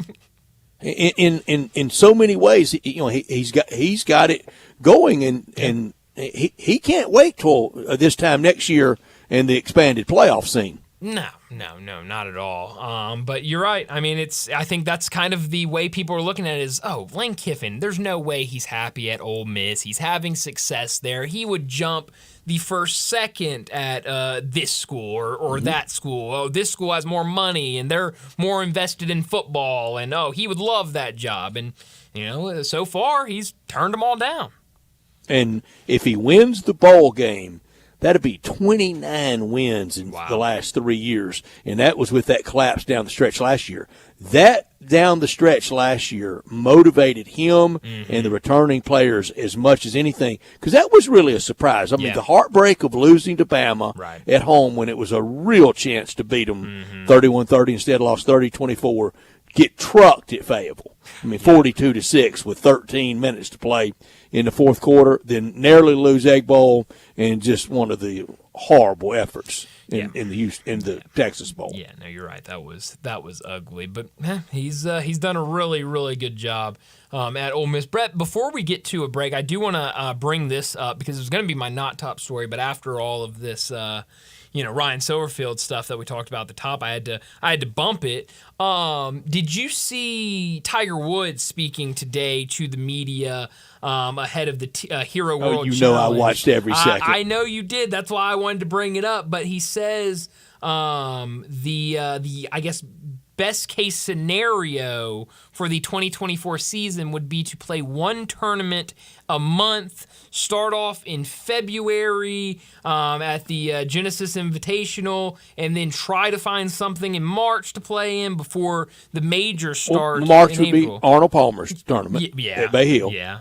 So, and then playing that, then and Masters, and the Masters. April. May, Nicholas, late May. Yeah. Is Memorial that's Memorial Weekend, or does it get into June? I think June, U.S. Open. U.S. Open June. July, Open Championship. Yeah. Well, somewhere in May he's going to play in the PGA. Right. Yeah. So maybe that's his May, but I mean, and in August, Olympics. Yeah. So I mean, I kid. Yeah, I wish that'd be great. We can hope, I guess. But no, I mean, I'm glad that he has this idea of what could be in 2024, and I want to see him out there. But what I don't want to see, and I think Tiger Woods is past this time of I'm just going to go out there no matter what, and I'm just going to try. I don't want to see what we saw last time we saw Tiger, where he is struggling, and you can see it every single time he moves. He's struggling in every single thing he does. It's not just struggling, like he's walking on hot, blazing coals, and one wrong step, and like it would break in half. I mean, it was one of the toughest things I've ever watched in sports. It was awful. I mean, just watching a legend like that, the best in the sport, look like that on a golf course was. And remember, before we get to 2024 on December 30th, he's going to have 48 birthday candles on that cake. That's hard to believe. Hard to believe that he's that old. Hard to believe that he's still out there playing in these tournaments. Been in the public eye, public consciousness since he was 5. Crazy. Different world, different life to be in the public eye that young and to still be in it and deliver. That's incredible. So it'll be fun to watch him this weekend and get to see what he can do, and then hopefully, like he said, we'll see him once a month at least and see what he can do in 2024. But let's go ahead, get to our final break of the day. When we return, it'll be time for Taco Bell Crunch Time. Be sure to follow us at Sports56 WHBQ on Twitter, Facebook, Instagram, and YouTube to watch live video of our shows, stay up to date with station events, and have chances to win prizes. Don't miss out on anything that's going on. Follow us at Sports56 WHBQ. You or someone you know or care about has dealt with a difficult divorce. When facing divorce, you need the attorneys at Rice Law. Nick and Larry Rice lead the firm with 3 generations and 7 decades of experience. Located in Memphis, serving the entire state of Tennessee and North Mississippi. Rice Law is who you need to call. Simple or difficult divorce, they know how to handle it. Call Rice Law at 901-526-6701, or for more information, visit them at aboutdivorce.com. That's aboutdivorce.com. Roofs, and more roofs. Chris Price here with Metro Builders. Is your roof leaking? Do you have mold stains on the ceiling of your home or business? Is your carrier denying your claim or offering a repair simply because they don't have enough documentation? You need a contractor that performs work for insurance claims for policyholders each and every day, and Metro Builders is here to assist. Call Metro Builders. At Metro Builders, we provide free estimates, consultation, and claim repairs. Metro Builders' process of arriving, inspecting, diagnosing problems, and estimating is second to none, commercial and residential.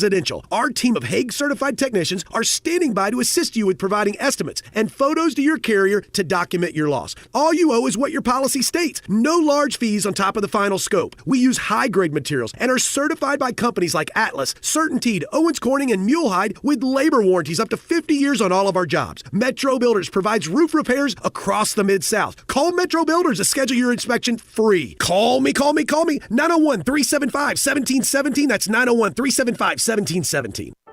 Your brain is an amazing thing.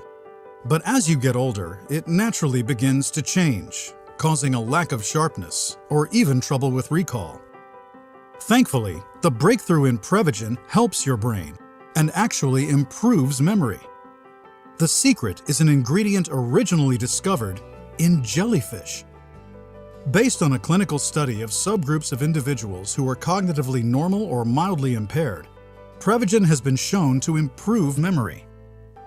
A Pharmacy Times national survey of pharmacists rated Prevagen the #1 pharmacist-recommended memory support brand for the 5th year in a row. You can find it in the vitamin aisle in stores everywhere without a prescription. Help your memory. Try Prevagen today. Prevagen. Healthier brain, better life. This product is not intended to diagnose, treat, cure, or prevent any disease. Welcome to the Rendezvous. This is John Vergas.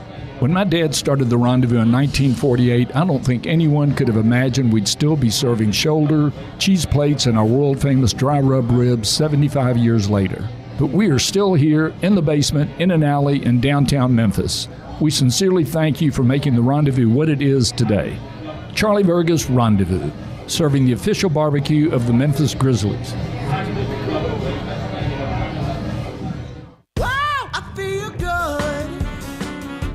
Shopping at DriveMax,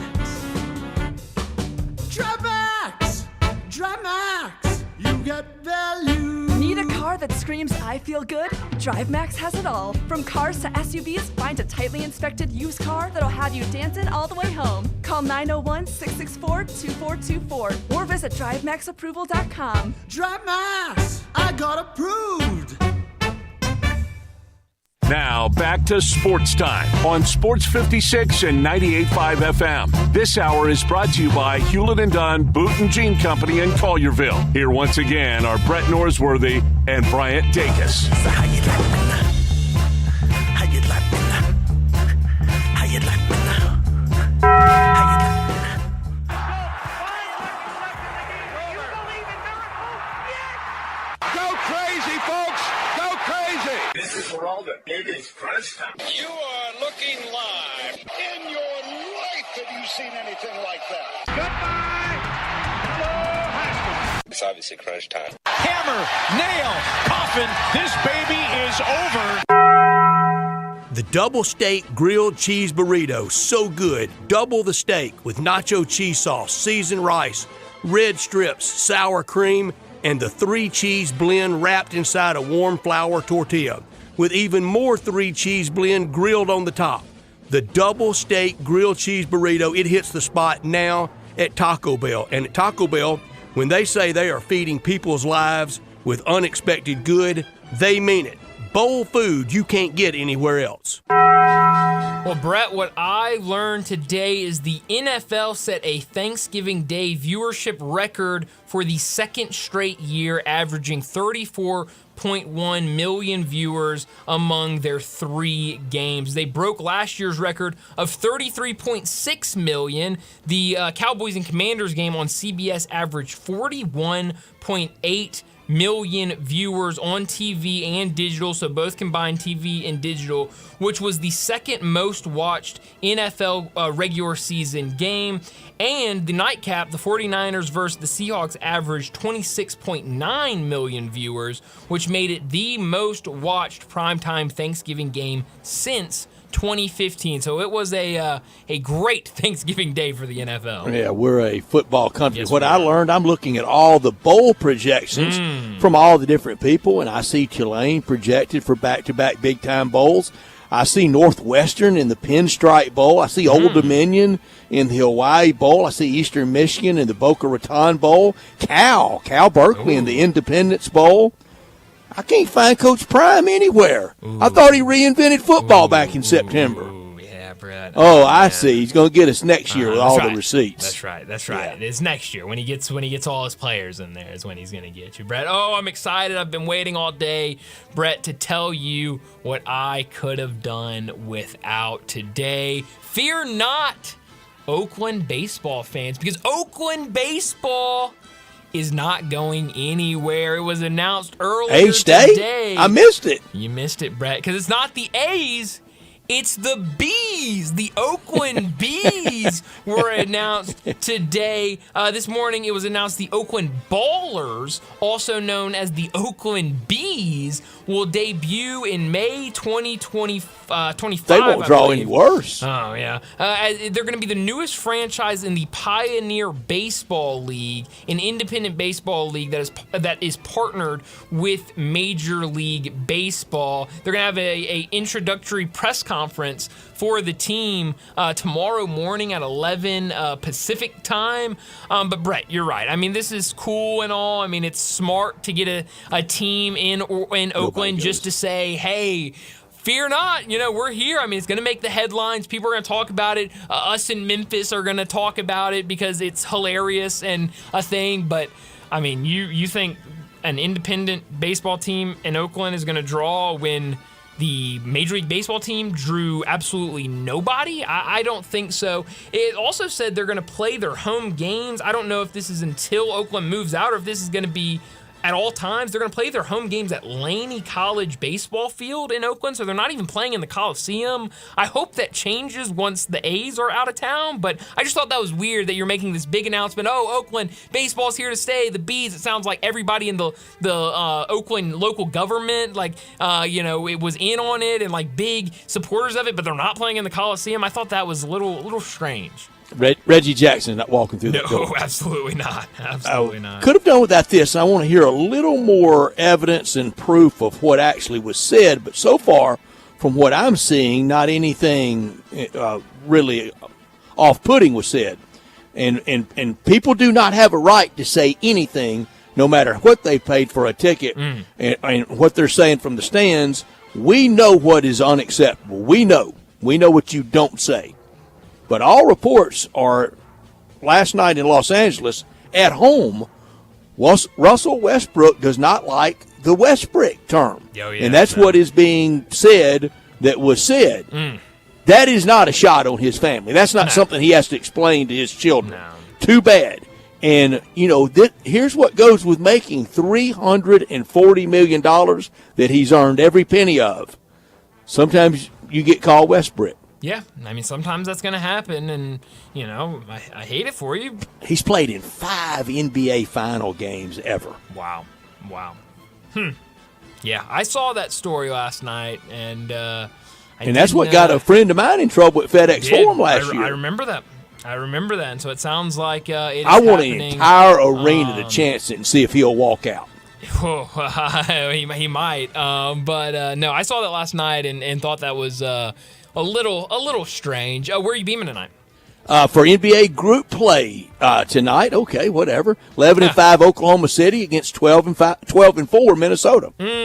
Brett, I'm going to beam to the big college basketball game tonight. 8th ranked Miami at 12th ranked Kentucky, part of the ACC SEC Challenge. Should be a great one on ESPN tonight.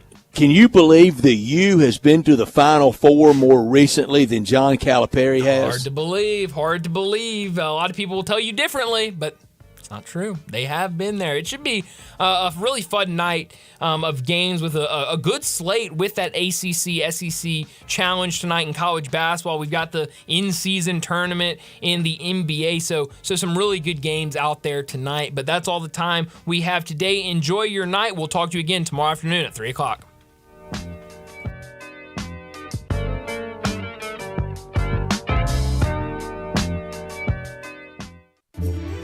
At Genesis Diamonds, we're rolling back prices and finance rates so you can get that special someone gift ever. Maybe it's that pair of diamond earrings or that all-new designer fashion bracelet or that dazzling 2-carat diamond ring. It's all more affordable because at Genesis, we've got special pricing across the board and 0 interest for 5 years. So you can get that $3,000 diamond pendant and pay just $50 a month or that $6,000